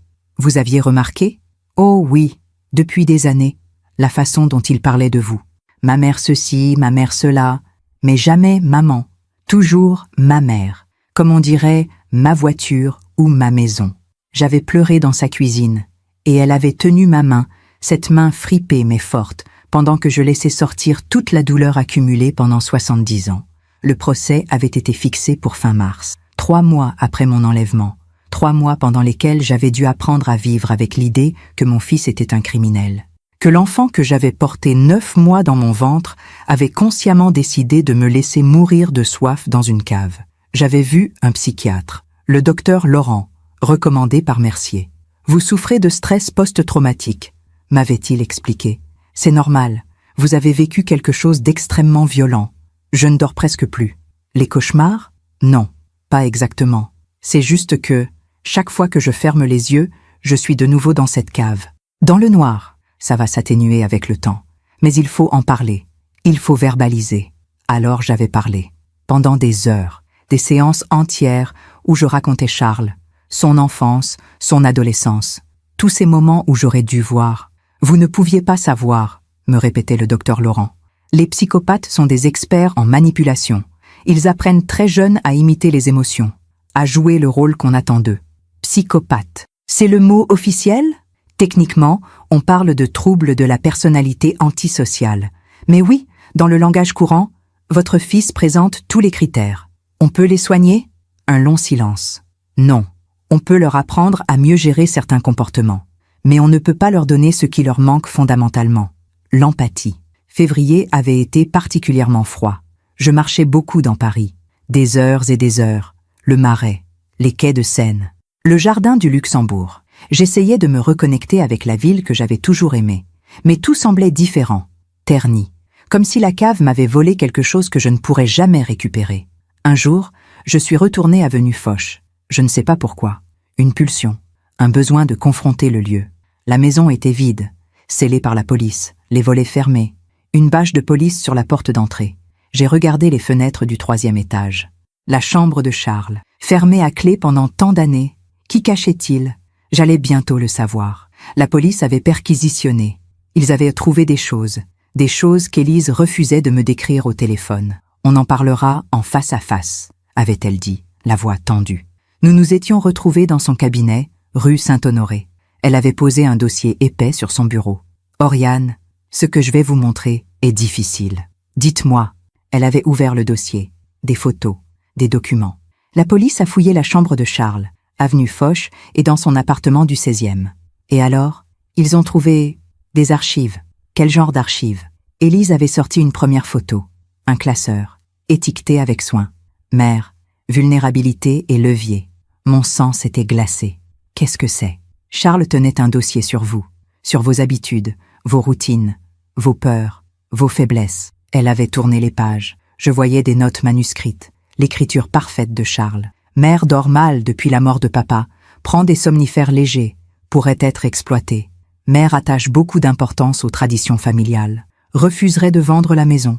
Obstacle majeur. Mère fait confiance facilement, idéalise les relations familiales, ne soupçonne jamais de malveillance. Chaque observation était datée. Certaines remontaient à plusieurs années. Il m'étudiait? Depuis des années. Élise avait sorti d'autres documents, des graphiques, des tableaux. Il a cartographié votre patrimoine, vos comptes bancaires, vos placements. Comment il a eu accès à tout ça? Vous ne vous rappelez pas lui avoir donné une procuration bancaire? Il y a 4 ans, je me souvenais, vaguement.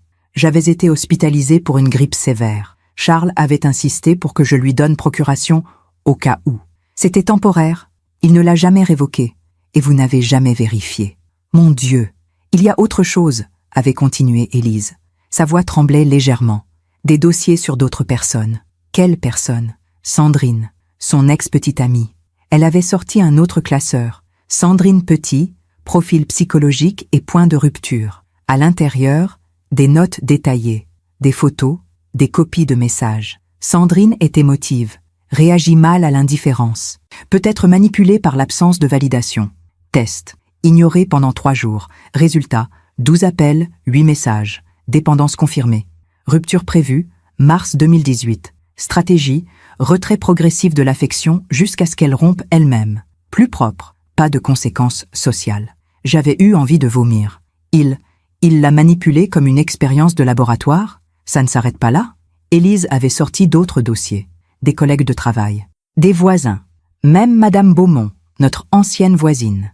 Madame Beaumont, attachement excessif à son chat, pourrait être utilisé comme levier ou test de limite. Test de limite. Le chat blessé. Ce n'était pas de la cruauté enfantine. C'était une expérience, pour voir jusqu'où il pouvait aller sans conséquence. J'étais ressortie du cabinet d'Élise en état de choc. Charles n'avait pas juste essayé de me tuer.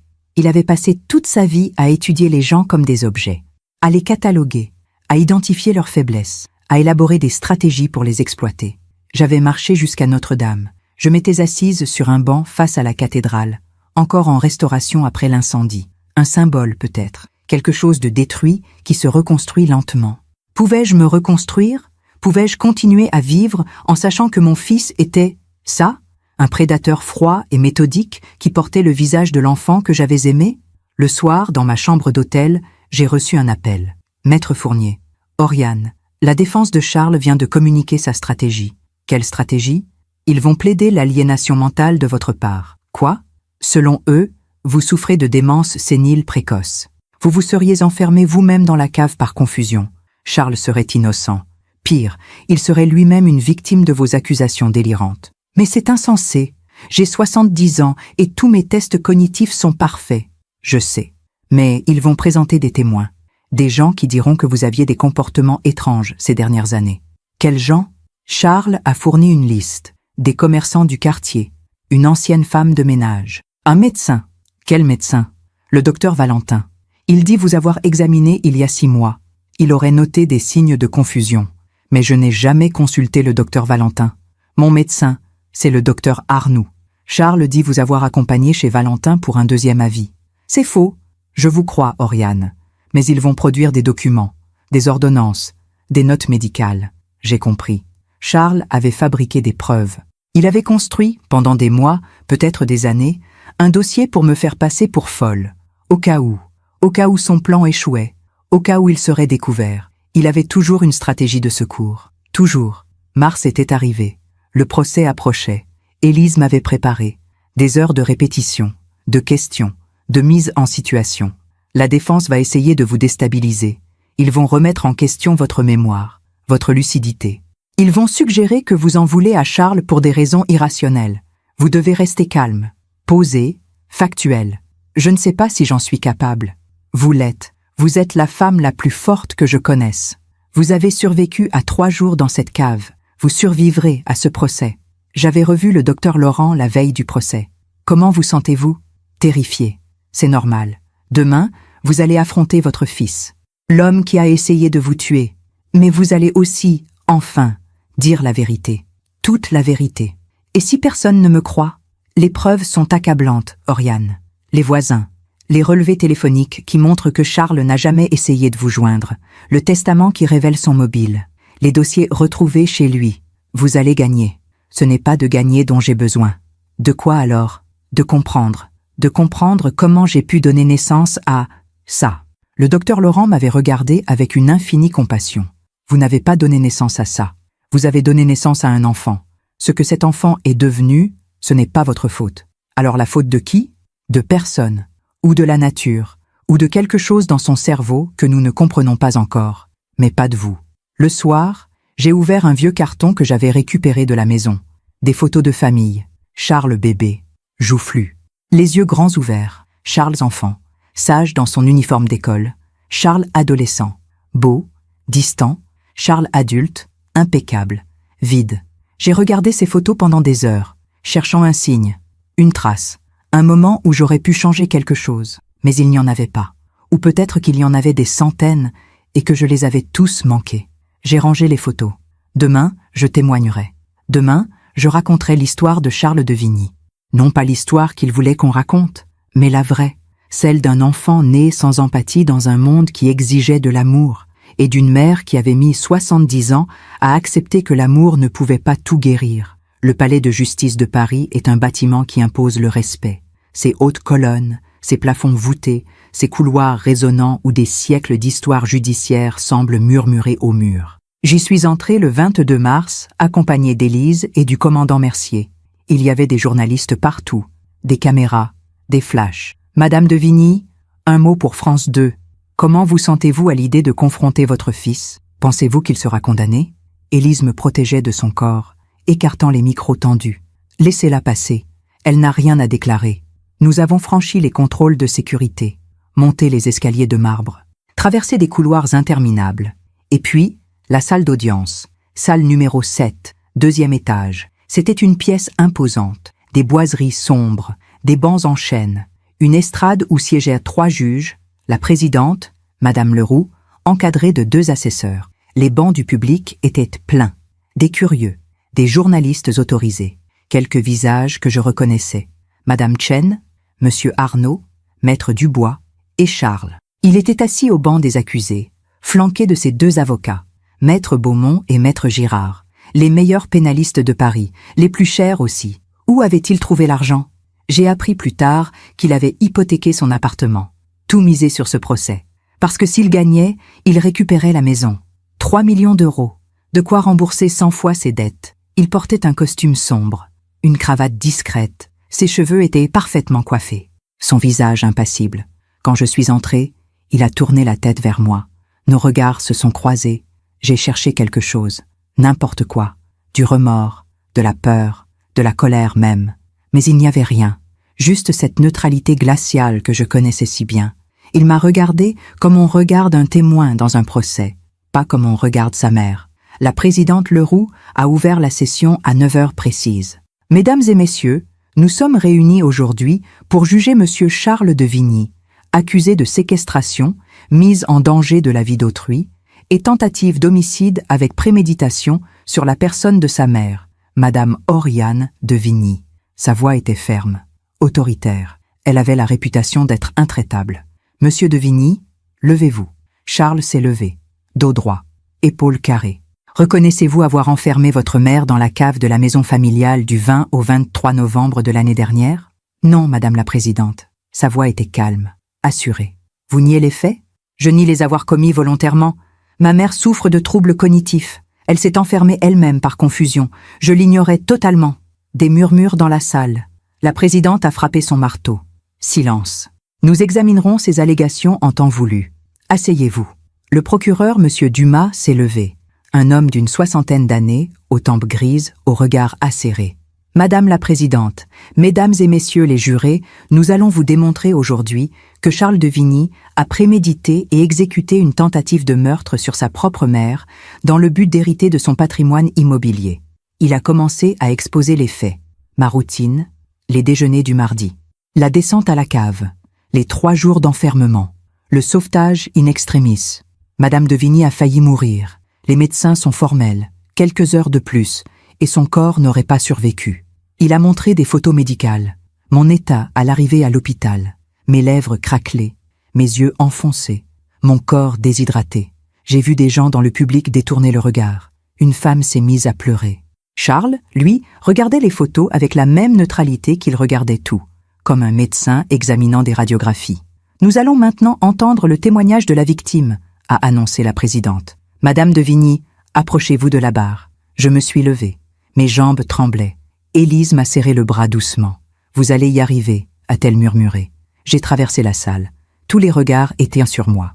J'ai gravi les quelques marches jusqu'à la barre des témoins. On m'a fait prêter serment. Je jure de dire la vérité, toute la vérité, rien que la vérité. La présidente m'a invité à m'asseoir. Madame de Vigny, racontez-nous ce qui s'est passé le 20 novembre. J'ai pris une profonde inspiration. Et j'ai parlé. J'ai raconté le déjeuner, les papiers que Charles voulait me faire signer, la descente à la cave, la porte qui se referme, le noir, la soif, les 3 jours d'agonie. Ma voix était calme, posée, factuelle, exactement comme Élise me l'avait appris. Et pendant ces 3 jours, vous avez entendu votre fils dans la maison? Oui, Madame la Présidente, j'entendais ses pas au-dessus de moi. Je l'ai entendu ouvrir le robinet de la cuisine, se servir de l'eau, pendant que vous mouriez de soif. Oui, un silence pesant. Avez-vous essayé de l'appeler? De crier? Bien sûr, j'ai crié jusqu'à perdre ma voix. J'ai tambouriné contre la porte, mais personne ne pouvait m'entendre. La cave est trop profonde, trop isolée. Pensez-vous que votre fils savait que vous étiez enfermé? J'en suis certaine. C'est lui qui m'a enfermé. Maître Beaumont, l'avocat de Charles, s'est levé pour le contre-interrogatoire. C'était un homme grand, élégant, au sourire carnassier. Madame de Vigny, vous avez 70 ans, n'est-ce pas? Oui. Et vous vivez seule depuis la mort de votre mari? Oui. C'est difficile la solitude, n'est-ce pas? À cet âge. Élise s'est levée immédiatement. Objection. La solitude n'a rien à voir avec les faits. Objection retenue, a dit la présidente. Maître Beaumont, venez-en aux faits. Beaumont a souri. Pas déstabilisé le moins du monde. Madame de Vigny, Avez-vous consulté un médecin ces dernières années pour des troubles de la mémoire? Non. Vraiment? Jamais? Mon médecin traitant est le docteur Arnoux. Il peut témoigner que je n'ai aucun problème cognitif. Mais vous avez consulté le docteur Valentin il y a 6 mois, n'est-ce pas? Non. Je ne connais aucun docteur Valentin. Beaumont a sorti un document. Pourtant, voici une ordonnance signée par le docteur Valentin, datée du 15 septembre. Elle vous prescrit un traitement pour la confusion mentale. C'est faux. Je n'ai jamais vu ce médecin. Madame de Vigny, est-il possible que vous l'ayez oublié? Non. Mais si vous l'aviez oublié, vous ne vous en souviendriez pas, par définition. Des rires nerveux dans la salle. Élise s'est levée à nouveau. Madame la Présidente, la défense joue sur les mots. Madame de Vigny a subi des tests cognitifs complets à l'hôpital Cochin. Tous parfaitement normaux. Nous avons les résultats. Versez-les au dossier, a ordonné la Présidente. Le procureur a appelé son premier témoin, Madame Chen. Elle s'est avancée à la barre, toute petite dans son tailleur bleu marine. Madame Chen, vous êtes la voisine de Madame de Vigny? Oui, depuis 23 ans. Comment décririez-vous Madame de Vigny? C'est une femme très lucide, très organisée. Elle n'oublie jamais rien. Tous les mardis matins, elle m'apporte des croissants. Depuis des années. Jamais elle n'a manqué un seul mardi. Et le 20 novembre, pas de croissants. J'ai trouvé ça étrange. Alors j'ai sonné chez elle. Personne. J'ai vu Monsieur Charles sortir de la maison vers midi. Je lui ai demandé où était sa mère. Il m'a dit qu'elle était partie en voyage. Vous l'avez cru? Non. Madame de Vigny m'aurait prévenu. Toujours. C'est pour ça que j'ai appelé la police le lendemain. Merci, Madame Chen. Beaumont s'est levé pour le contre-interrogatoire. Madame Chen, vous avez 82 ans, c'est exact. Oui. Et votre vue n'est plus ce qu'elle était, n'est-ce pas? Mes yeux vont très bien, jeune homme. Des rires dans la salle. Même la Présidente a esquissé un sourire. Êtes-vous sûr d'avoir vu Monsieur de Vigny ce jour-là? N'aurait-ce pas pu être un autre jour? J'en suis certaine. C'était un mardi, le jour des croissants. Beaumont a abandonné. Le procureur a ensuite appelé le docteur Moreau. Docteur, vous avez examiné Madame de Vigny à son arrivée aux urgences? Oui. Elle était dans un état critique. Déshydratation sévère, insuffisance rénale aiguë, hypothermie. Combien de temps sans eau pour atteindre cet état? Au moins 72 heures, peut-être plus. Aurait-elle pu s'enfermer elle-même par accident? Non. La porte était verrouillée de l'extérieur. Impossible de le faire de l'intérieur. Avez-vous observé des signes de démence ou de confusion chez Madame de Vigny? Aucun. Au contraire. Elle était remarquablement lucide pour quelqu'un qui venait de frôler la mort. Merci, docteur. Puis ce fut au tour de Maître Dubois, le notaire. Maître Dubois, parlez-nous du testament de Monsieur Pierre de Vigny. Pierre de Vigny a établi un testament 10 jours avant sa mort. Il y incluait une clause très spécifique concernant la maison familiale. Quelle clause? Si son épouse, Oriane de Vigny, décédait de mort non naturelle dans les 10 ans suivant son propre décès, la maison n'irait pas à leur fils, Charles, mais à une fondation caritative. Des murmures dans la salle. Pourquoi une telle clause? Monsieur de Vigny était très explicite. Il voulait protéger son épouse. Il craignait que son fils... Dubois a hésité. Il craignait que son fils ne voie la maison comme un actif à récupérer plutôt que comme le foyer de sa mère. Ces 10 ans sont-ils écoulés? Oui. Monsieur de Vigny est décédé il y a 8 ans et 2 mois. La clause n'est donc plus active. Le procureur s'est tourné vers le jury. En d'autres termes, Charles de Vigny a attendu que la clause protectrice expire pour agir. Ce n'est pas un accident, c'est un calcul. L'après-midi, ce fut au tour de la défense de présenter ses témoins. Le docteur Valentin a été appelé à la barre. C'était un homme d'une 50aine d'années, aux cheveux gominés, au costume trop voyant. Il a juré qu'il m'avait examiné en septembre, qu'il avait constaté des signes de confusion, qu'il m'avait prescrit un traitement. Et Madame de Vigny vous a dit quoi, exactement? Elle se plaignait d'oublier des choses, de se perdre parfois dans son propre quartier. C'est faux, ai-je crié depuis ma place. La Présidente a frappé son marteau. Madame de Vigny, s'il vous plaît. Élise m'a serré le bras.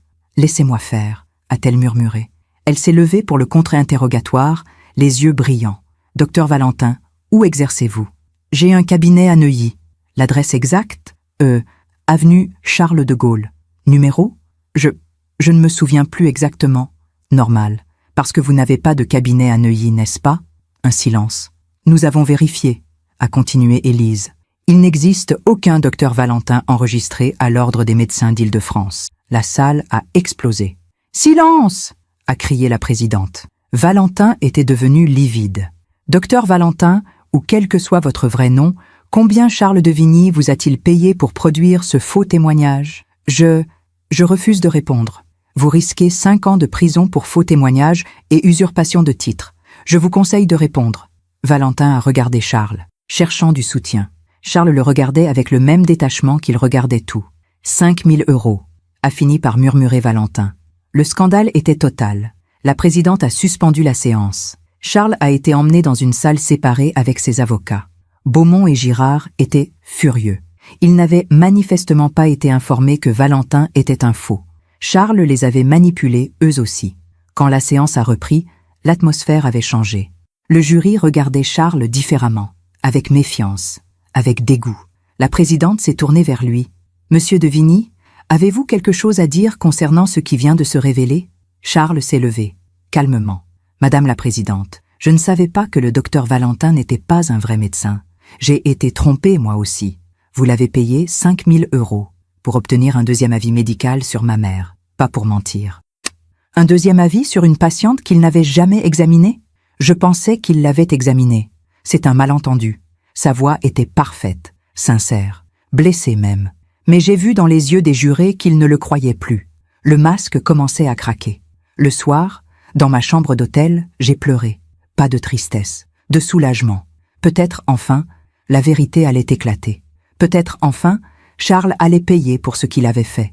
Pas seulement à moi, mais à toutes les personnes qu'il avait manipulées, étudiées, utilisées pendant 42 ans. Demain serait le dernier jour du procès. Demain, Charles témoignerait. Et demain, je verrais si la justice était capable de voir à travers le masque d'un psychopathe parfaitement entraîné. Le dernier jour du procès s'est ouvert sous un ciel de plomb. Mars à Paris peut être cruel. Ce matin-là, une pluie fine et glacée tombait sur la ville, comme si même le ciel pleurait. J'ai à peine dormi. Toute la nuit, j'avais imaginé ce moment. Charles à la barre, Charles obligé de parler, Charles peut-être, enfin, révélant qui il était vraiment. Ou peut-être pas. Peut-être qu'il jouerait son rôle jusqu'au bout. Le fils dévoué, l'homme incompris, la victime d'une mère confuse et d'un système judiciaire trop prompt à condamner. La salle était encore plus bondée que la veille.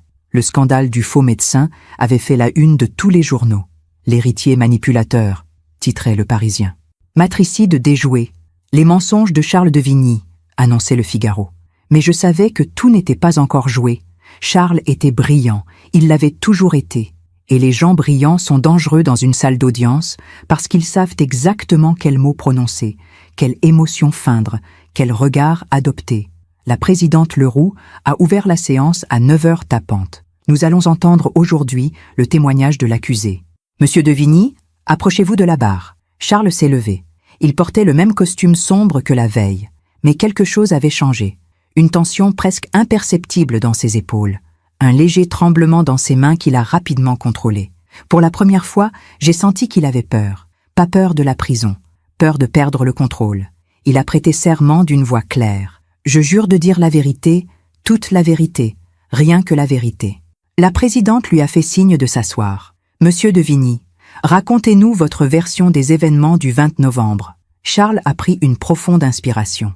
Quand il a parlé, sa voix était empreinte d'une émotion calculée. Juste assez pour sembler humain, pas assez pour paraître théâtral. Ma mère m'avait téléphoné le 19 novembre. Elle m'avait dit qu'elle avait besoin de partir quelques jours, qu'elle étouffait dans cette grande maison depuis la mort de papa. Elle voulait aller en Bretagne, chez une vieille amie. Quel est le nom de cette amie? Je ne me souviens plus exactement. Maman m'en avait parlé, mais j'avoue que je n'ai pas retenu tous les détails. Une amie d'enfance qu'elle n'avait pas vue depuis longtemps. Vous avez essayé de la contacter pendant son supposé voyage? Non. Elle m'avait dit qu'elle voulait être tranquille, qu'elle ne prendrait même pas son téléphone. Et ça ne vous a pas inquiété? Ma mère est une femme autonome. Du moins, je le croyais.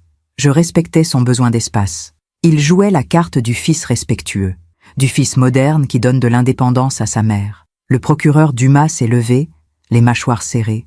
Monsieur de Vigny, vous dites que votre mère voulait partir en Bretagne. Pourtant, nous avons vérifié tous les trains, tous les bus, tous les taxis au départ de Paris entre le 19 et le 20 novembre. Aucune trace de Madame de Vigny. Elle a peut-être pris sa voiture. Votre mère n'a plus de voiture depuis 2 ans. Elle l'a vendue après un petit accrochage qui l'a ébranlé. Charles a cligné des yeux. Une fraction de seconde. Je Je l'ignorais. Vous ignoriez que votre mère avait vendu sa voiture, alors que vous déjeunez avec elle tous les mardis depuis 8 ans?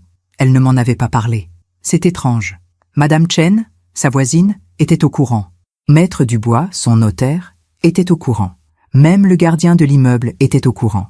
Mais pas vous, son fils unique? Charles restait silencieux, calculant sa réponse. Ma mère et moi, nous ne parlions pas de ces détails pratiques. Nous parlions de choses plus profondes, de philosophie, de vie. De philosophie, le procureur a souri froidement. Parlez-nous plutôt de ces dossiers que la police a trouvés chez vous. Ces dossiers où vous cataloguiez les faiblesses de votre mère. Où vous planifiez comment la manipuler. C'est ça votre philosophie? Un murmure a parcouru la salle. Charles a pris son temps avant de répondre. Quand il a parlé, sa voix était plus froide. Ces dossiers, c'est un malentendu. Je suis directeur financier. J'ai l'habitude de tout documenter, de tout analyser. C'est mon métier. C'est ma nature. Votre métier consiste à analyser les vulnérabilités de votre mère? Non. Je voulais comprendre son état mental. Depuis la mort de papa, elle avait changé. Elle oubliait des choses. Elle se répétait. J'étais inquiet. Je notais ses observations pour pouvoir en parler avec un médecin si nécessaire. Un médecin comme le docteur Valentin? Le faux médecin que vous avez payé? Je vous l'ai dit hier. J'ai été trompé par cet homme. Je suis une victime, moi aussi. Une victime qui a payé 5 000 € en liquide pour un faux diagnostic? J'ai été naïf. Le procureur a secoué la tête, incrédule. Monsieur de Vigny, parlons du 20 novembre. Vous étiez à la maison ce jour-là? Oui, je suis venu comme tous les mardis. Et la maison était vide. J'ai pensé que maman était partie comme elle l'avait dit. J'ai vérifié que tout allait bien et je suis reparti. Vous n'êtes pas descendu à la cave? Non. Pourquoi serais-je descendu à la cave? Pourtant, vos empreintes digitales sont sur le verrou de la despensa. Un silence. Je suis peut-être descendu il y a quelques semaines pour chercher de vieux documents de papa. Le verrou a été actionné le 20 novembre. Les analyses le confirment. C'est impossible. Vous niez avoir enfermé votre mère? Bien sûr que je nie. C'est grotesque. Pourquoi aurais-je fait une chose pareille? Pour 3 millions d'euros. Le procureur a alors sorti un document, un relevé bancaire. Monsieur de Vigny, vous avez des dettes importantes, n'est-ce pas? Charles s'est raidi. J'ai quelques engagements financiers, rien d'inhabituel pour quelqu'un dans ma position. 400 000 € de dettes, des prêts personnels, des marges de crédit épuisées, une hypothèque sur votre appartement que vous ne pouvez plus rembourser. La situation bancaire est difficile pour tout le monde ces temps-ci. Et pourtant, vous continuez à vivre largement au-dessus de vos moyens. Vêtements de luxe, restaurants étoilés, voyages. J'ai un certain standing à maintenir pour mon travail. Un standing financé par des dettes que vous ne pouvez pas rembourser, à moins d'hériter d'un hôtel particulier avenue Foch. Charles a serré les mâchoires. Ma situation financière ne prouve rien. Au contraire, elle prouve que vous aviez un mobile de 3 millions d'euros. Élise s'est levée. C'était son tour de contre-interroger Charles. Elle s'est approchée de la barre, ses talons claquant sur le parquet. Monsieur de Vigny, parlons de votre enfance. Charles a froncé les sourcils, surpris par ce changement de direction. Mon enfance? Quel rapport? Répondez à la question. Comment décririez-vous votre enfance? Normale, heureuse. J'avais tout ce dont j'avais besoin. Aviez-vous des amis? Quelques-uns. Pouvez-vous nous donner des noms?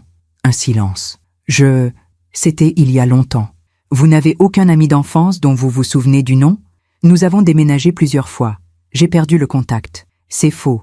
Vous avez vécu toute votre enfance dans la même maison avenue Foch. Vous êtes allé au même lycée, Louis le Grand, de la 6e à la terminale. Charles ne répondait pas.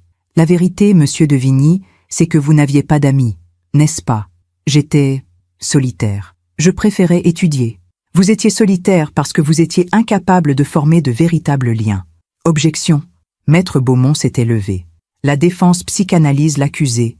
Objection rejetée, a dit la présidente. La personnalité de l'accusé est pertinente. Continuez, maître Fournier. Élise a sorti un autre document. Nous avons retrouvé Sandrine Petit, votre ex-petite amie. Le visage de Charles s'est figé. Elle a accepté de témoigner. Voulez-vous que je l'appelle à la barre? Ou voulez-vous nous dire vous-même pourquoi elle vous a quitté? C'était une relation qui ne fonctionnait pas. C'est tout. Elle dit que vous étiez terrifiant. Qu'au début vous étiez parfait, charmant, attentionné. Mais que peu à peu, elle a réalisé que c'était un jeu, que vous imitiez l'amour sans jamais le ressentir. C'est son interprétation. Elle dit qu'un soir, elle a pleuré après avoir appris la mort de sa grand-mère. Vous savez ce que vous lui avez dit? Charles ne répondait pas. Élise a lu le témoignage de Sandrine. Il m'a regardé pleurer pendant 5 minutes sans bouger. Puis il m'a demandé « Combien de temps ça va durer ? J'ai un dîner important demain. J'ai besoin que tu sois présentable. » Des exclamations choquées dans la salle. Ce n'est pas... Je ne me souviens pas avoir dit ça.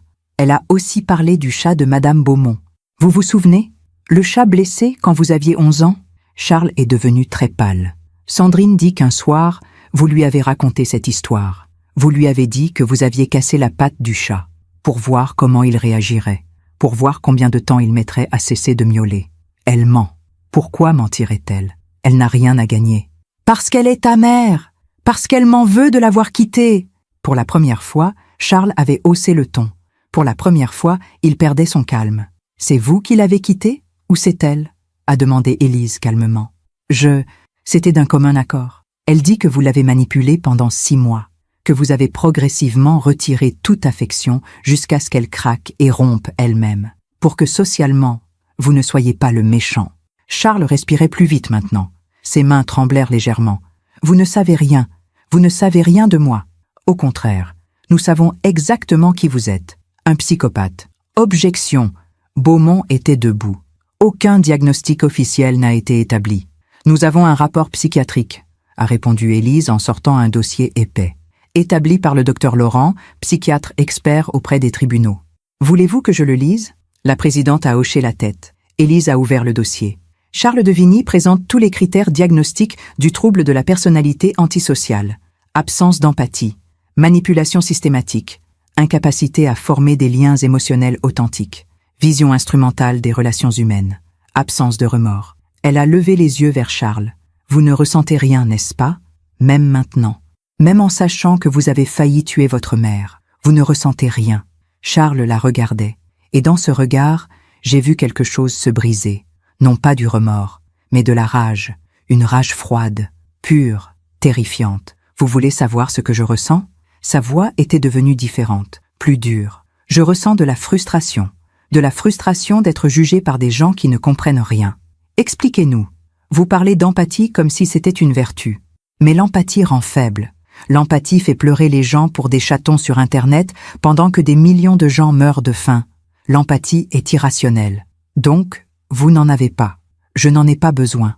Je vois le monde tel qu'il est, sans le filtre des émotions stupides. Les gens sont des ressources, les relations sont des transactions. C'est la vérité que personne n'ose admettre. Le masque était tombé, complètement. Et votre mère? C'est aussi une ressource? Charles m'a regardé.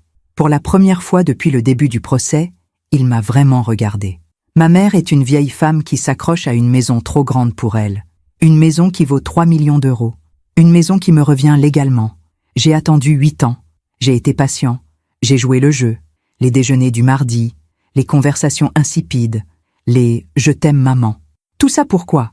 Pour qu'elle refuse de signer des papiers qui ne changeraient rien à sa vie. Donc, vous l'avez enfermée.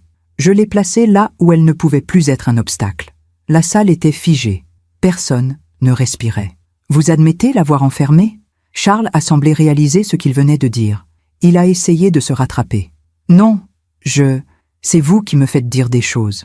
Vous venez d'avouer, devant cette cour, devant tous ces témoins. Je ne voulais pas... Je voulais juste... Vous vouliez juste quoi? La laisser mourir. Charles s'est tu.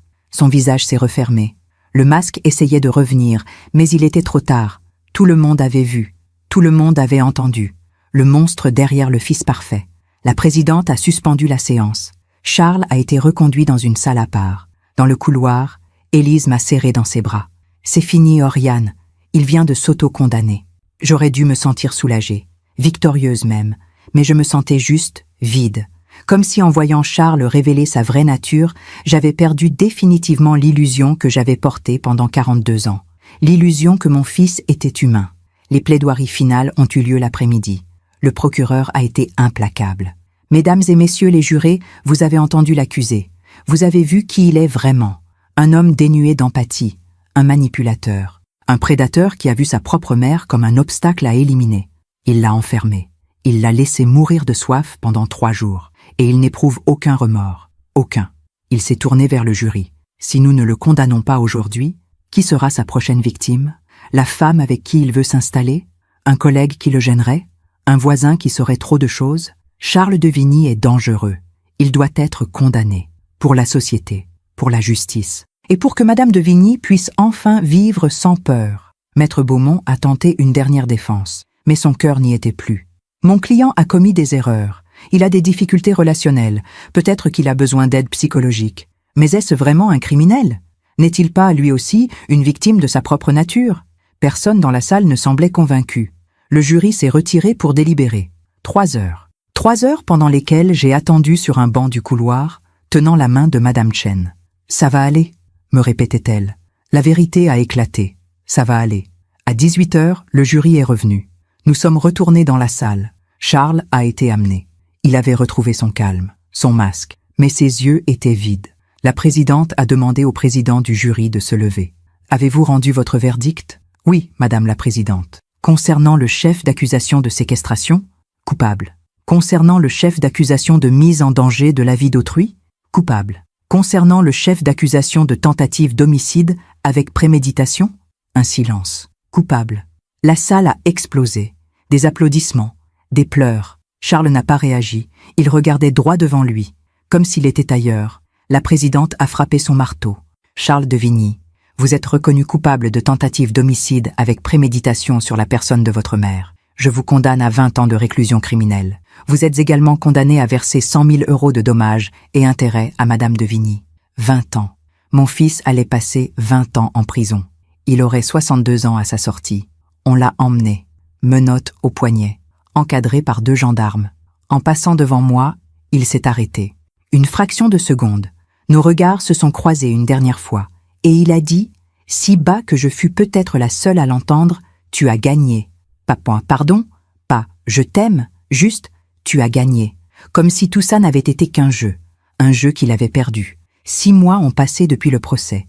Septembre est arrivé doucement à Paris, avec ses lumières dorées et ses premières feuilles qui rougissent. J'ai toujours aimé septembre. C'est le mois des recommencements. Le mois où la ville respire à nouveau, après l'été. Je suis retourné vivre avenue Foch. Au début, je ne pensais pas en être capable. Trop de souvenirs, trop de douleurs. Cette cave qui m'avait presque tué. Cette cuisine où Charles m'avait menti. Ces escaliers qu'il avait montés et descendus pendant que je mourais en bas. Mais Élise m'avait dit quelque chose qui m'avait touché. « Oriane, cette maison est votre histoire, pas seulement celle de Charles. C'est là que vous avez aimé Pierre. C'est là que vous avez construit votre vie. Ne laissez pas Charles vous voler ça aussi. » Alors je suis revenu. Mais j'ai fait des changements. La despensa a été condamnée. Définitivement. J'ai fait murer la porte. Maintenant, c'est juste un mur blanc dans le sous-sol. Comme si cette pièce n'avait jamais existé. J'ai refait la peinture du salon. Des couleurs plus claires, plus de lumière. J'ai retiré certaines photos. Celles où Charles posait avec ce sourire qui ne montait jamais jusqu'à ses yeux. Mais j'en ai gardé quelques-unes. Les photos de Pierre et moi, nos voyages, nos moments de bonheur, notre vie d'avant. Parce que ma vie ne se résume pas à Charles. Elle ne s'est jamais résumée à lui. Madame Chen vient prendre le thé tous les jeudis maintenant. Nous parlons de tout et de rien. De ses petits-enfants, de mes orchidées, du nouveau restaurant coréen qui a ouvert rue de Longchamp. Elle ne me parle jamais de Charles, sauf si je le mentionne en première. Un jeudi, je lui ai demandé « Vous pensez qu'il va changer? En prison ?» Elle a réfléchi longuement avant de répondre. « Les gens comme Charles ne changent pas, ma chère, parce qu'ils ne pensent pas avoir besoin de changer. Mais vous avez déjà changé. Vous êtes plus forte, plus libre. » Elle avait raison. J'étais plus forte. Pour la première fois de ma vie, je n'avais plus peur. J'ai reçu une lettre de Charles en juillet. Elle était arrivée de la prison de Fresnes. Une enveloppe blanche. Mon nom écrit de son écriture parfaite. Je l'ai gardée sur mon bureau pendant 3 jours sans l'ouvrir. Élise m'avait dit « Vous n'êtes pas obligé de la lire. Vous ne lui devez rien. » Mais je l'ai ouverte quand même, parce que j'avais besoin de savoir. Chère maman, je suppose que je devrais commencer par des excuses. C'est ce qu'on attend de moi. C'est ce que le psychologue de la prison me répète à chaque séance. Mais je ne vais pas mentir. Pas maintenant. Je ne regrette pas ce que j'ai fait. Je regrette d'avoir été pris. Je regrette d'avoir perdu le contrôle au procès. Je regrette d'avoir sous-estimé Maître Fournier. Ce sont mes erreurs, mes calculs incorrects. Le psychologue dit que je suis un psychopathe, comme si c'était une révélation, comme si je ne le savais pas déjà. Mais voici ce que personne ne comprend. Je ne me sens pas anormal. Vous vous sentez normal, n'est-ce pas? Avec toutes vos émotions, vos larmes, vos attachements, eh bien, je me sens tout aussi normale. Le monde pour moi est cohérent, logique, efficace. C'est vous qui me semblez étrange. Vous qui pleurez pour des gens morts. Vous qui vous attachez à des objets sans valeur. Vous qui sacrifiez votre bonheur pour des concepts abstraits comme l'amour ou la famille. Je ne t'ai jamais aimé, maman. Pas comme tu l'aurais voulu, mais je t'ai respecté. À ma façon. Tu étais une ressource fiable, une constante dans mon équation. J'ai 20 ans devant moi ici. 20 ans à observer, à étudier. Les autres prisonniers sont fascinants. Tellement d'émotions primitives, tellement de violences irrationnelles. Je vais bien m'adapter. Je m'adapte toujours. Peut-être que dans 20 ans, quand je sortirai, nous pourrons reprendre nos déjeuners du mardi. Je plaisante. Je sais que tu ne voudras jamais me revoir. C'est rationnel. Charles, j'ai relu cette lettre 3 fois, puis je l'ai brûlée, dans la cheminée du salon. J'ai regardé les mots se tordre et disparaître dans les flammes. Charles avait raison sur un point. Je ne voulais plus jamais le revoir. Pas par haine, mais parce que je n'avais plus rien à lui donner. Et lui n'avait rien à m'offrir que je puisse recevoir. Le docteur Laurent m'avait expliqué, lors de notre dernière séance, les psychopathes ne guérissent pas. Ils apprennent à mieux masquer. Charles utilisera ses 20 ans pour perfectionner son masque. Il étudiera les autres prisonniers. Il lira. Il s'adaptera. Quand il sortira, il sera encore plus dangereux. Alors pourquoi le libérer un jour? Parce que notre système judiciaire croit en la rédemption, même quand elle est impossible. Et moi, est-ce que je vais guérir? Il avait souri doucement. Vous, Oriane, vous êtes déjà en train de guérir, parce que vous pouvez ressentir, vous pouvez pleurer, vous pouvez pardonner.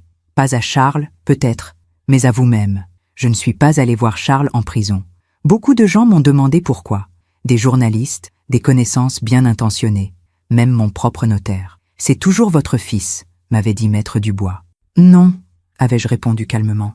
Charles de Vigny est un étranger qui porte le nom de mon fils. Le vrai Charles, celui que j'aimais, n'a jamais existé. C'était une projection, une illusion. Accepter cette vérité m'avait pris des mois. Mais maintenant que je l'avais acceptée, je pouvais respirer. J'ai commencé à donner de mon temps à une association, Aide aux victimes de violences familiales. 2 après-midi par semaine, j'écoute des femmes raconter leurs histoires. Des histoires de maris violents, de fils manipulateurs, de pères toxiques. Je ne dis pas grand-chose. Je ne donne pas de conseils. J'écoute. Parce que parfois, être entendu suffit.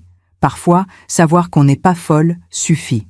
Une femme m'a dit, il y a quelques semaines, « Merci, merci de me croire. » Et j'ai compris que c'était ça, ma mission maintenant. Croire les victimes, même quand, surtout quand, leur agresseur porte un masque parfait. Les saisons ont continué leur ronde. L'automne est arrivé, puis l'hiver, puis le printemps. La vie a repris son cours, lentement, comme une rivière qui retrouve son lit après une crue. J'ai recommencé à sortir, à voir des amis, à aller au théâtre. J'ai même accepté une invitation à dîner de Jean-Michel, un ami de Pierre, un veuf lui aussi. Nous avons parlé de nos vies, de nos deuils, de nos espoirs. Ce n'était pas de l'amour, pas encore, peut-être jamais, mais c'était de la compagnie, de la douceur, de l'humanité. Tout ce que Charles n'avait jamais pu m'offrir. 1 an après le procès, j'ai fait quelque chose que je n'aurais jamais imaginé faire. J'ai écrit un livre, pas pour l'argent, pas pour la célébrité, pour témoigner. Je l'ai intitulé « Le fils que je n'ai jamais connu ». Élise m'a aidé à trouver un éditeur. Le livre est sorti en septembre. Il racontait tout. Mon mariage avec Pierre, la naissance de Charles, les signes que j'avais ignorés, la cave, le procès, la reconstruction. Les critiques ont été excellentes, mais surtout, j'ai reçu des centaines de lettres, des mères qui reconnaissaient leur propre histoire dans la mienne, des femmes qui avaient fermé les yeux sur les comportements inquiétants de leurs enfants, des victimes qui n'osèrent pas parler parce que c'est de la famille. Une lettre en particulier m'a bouleversée. Chère Madame de Vigny, je m'appelle Claire. J'ai 43 ans. Mon fils a 17 ans. En lisant votre livre, j'ai reconnu Charles dans mon fils. L'absence d'empathie, la manipulation, le masque parfait à l'extérieur. Grâce à vous, j'ai eu le courage de consulter un psychiatre. Mon fils a été diagnostiqué avec un trouble de la personnalité antisociale. Il commence une thérapie. Je ne sais pas si ça aidera. Le psychiatre dit que les chances sont minces. Mais au moins, maintenant, je vois. Je ne ferme plus les yeux. Vous m'avez sauvé la vie. Peut-être même celle de mon fils. Merci. Claire. J'ai pleuré en lisant cette lettre. Pas de tristesse, de soulagement. Si mon histoire pouvait sauver ne serait-ce qu'une seule personne, alors tout ce que j'avais vécu n'avait pas été vain. Hier, c'était un mardi. Le premier mardi depuis le procès où je n'ai pas pensé à Charles avant midi. J'ai préparé un gratin dauphinois, le préféré de Pierre. J'ai mis la table avec la porcelaine de Limoges. J'ai invité Madame Chen, Jean-Michel et Élise. Nous avons parlé, ri, partagé. À un moment, Élise a levé son verre. À Oriane, à sa force, à sa renaissance. Tout le monde a trinqué. Et moi, j'ai levé mon verre vers le ciel, vers Pierre, où qu'il soit. Merci de m'avoir protégé, ai-je murmuré, même après ta mort. Ce soir, je suis seule dans le salon. Les fenêtres sont ouvertes. Une brise douce fait danser les rideaux. J'entends Paris vivre, les voitures, les rires des passants, la vie qui continue. Je regarde une vieille photo de Pierre et moi. Nous avions 30 ans. Nous étions en Italie, heureux, insouciants. Tu avais raison sur Charles, dis-je à la photo. Tu as toujours eu raison, mais tu avais tort sur une chose. Tu pensais que j'étais fragile, que je devais être protégée. Je souris. Je suis plus forte que tu ne le pensais, plus forte que je ne le pensais moi-même. On me demande souvent si je pardonne à Charles. La réponse est compliquée. Je ne lui pardonne pas d'avoir essayé de me tuer. Je ne lui pardonne pas d'avoir manipulé tant de gens. Je ne lui pardonne pas d'être ce qu'il est sans même le regretter. Mais je me pardonne. Je me pardonne d'avoir été aveugle. Je me pardonne d'avoir voulu croire en un fils qui n'existait pas. Je me pardonne d'avoir été humaine. Dans quelques années, Charles sortira de prison. Il aura 62 ans. Peut-être cherchera-t-il à me contacter, peut-être pas. S'il le fait, je ne répondrai pas. Non pas par vengeance, mais parce que j'ai compris quelque chose de fondamental. On ne peut pas aimer quelqu'un qui ne sait pas ce qu'est l'amour. On ne peut pas sauver quelqu'un qui ne pense pas avoir besoin d'être sauvé. On peut juste se sauver soi-même. Et c'est ce que j'ai fait. La nuit tombe sur Paris. Je vais au jardin. Mes orchidées ont fleuri. Des fleurs blanches, délicates, parfaites. Je les arrose doucement. Vous voyez, leur dis-je, même après l'obscurité, on peut refleurir. Une voisine passe dans la rue. Elle me salue. Bonsoir, Madame de Vigny. Belle soirée, n'est-ce pas? Magnifique, je réponds en souriant. Et je le pense vraiment. Parce que pour la première fois depuis des années, peut-être depuis toujours, je ne vis plus dans la peur. Je ne vis plus dans le déni. Je vis, simplement, pleinement, librement. Si mon histoire vous a touché, si elle a résonné dans votre cœur, je vous demande une chose, ne fermez jamais les yeux sur la violence, sur la manipulation, sur les signes qui vous disent que quelque chose ne va pas, parce que la vérité, aussi douloureuse soit-elle, est toujours préférable au mensonge, parce que personne ne devrait avoir à survivre à 3 jours dans une cave pour enfin voir clair, parce que l'amour véritable n'enferme pas, il libère. Merci de m'avoir écouté jusqu'au bout. Si cette histoire a touché votre cœur, abonnez-vous et activez la cloche pour entendre d'autres femmes qui ont transformé la douleur en sagesse. Chaque jour, une femme, une leçon de vie. Partagez cette histoire avec quelqu'un que vous aimez. Parfois, une histoire change toute une journée. Que Dieu vous bénisse et à très bientôt. Oriane de Vigny, Paris, septembre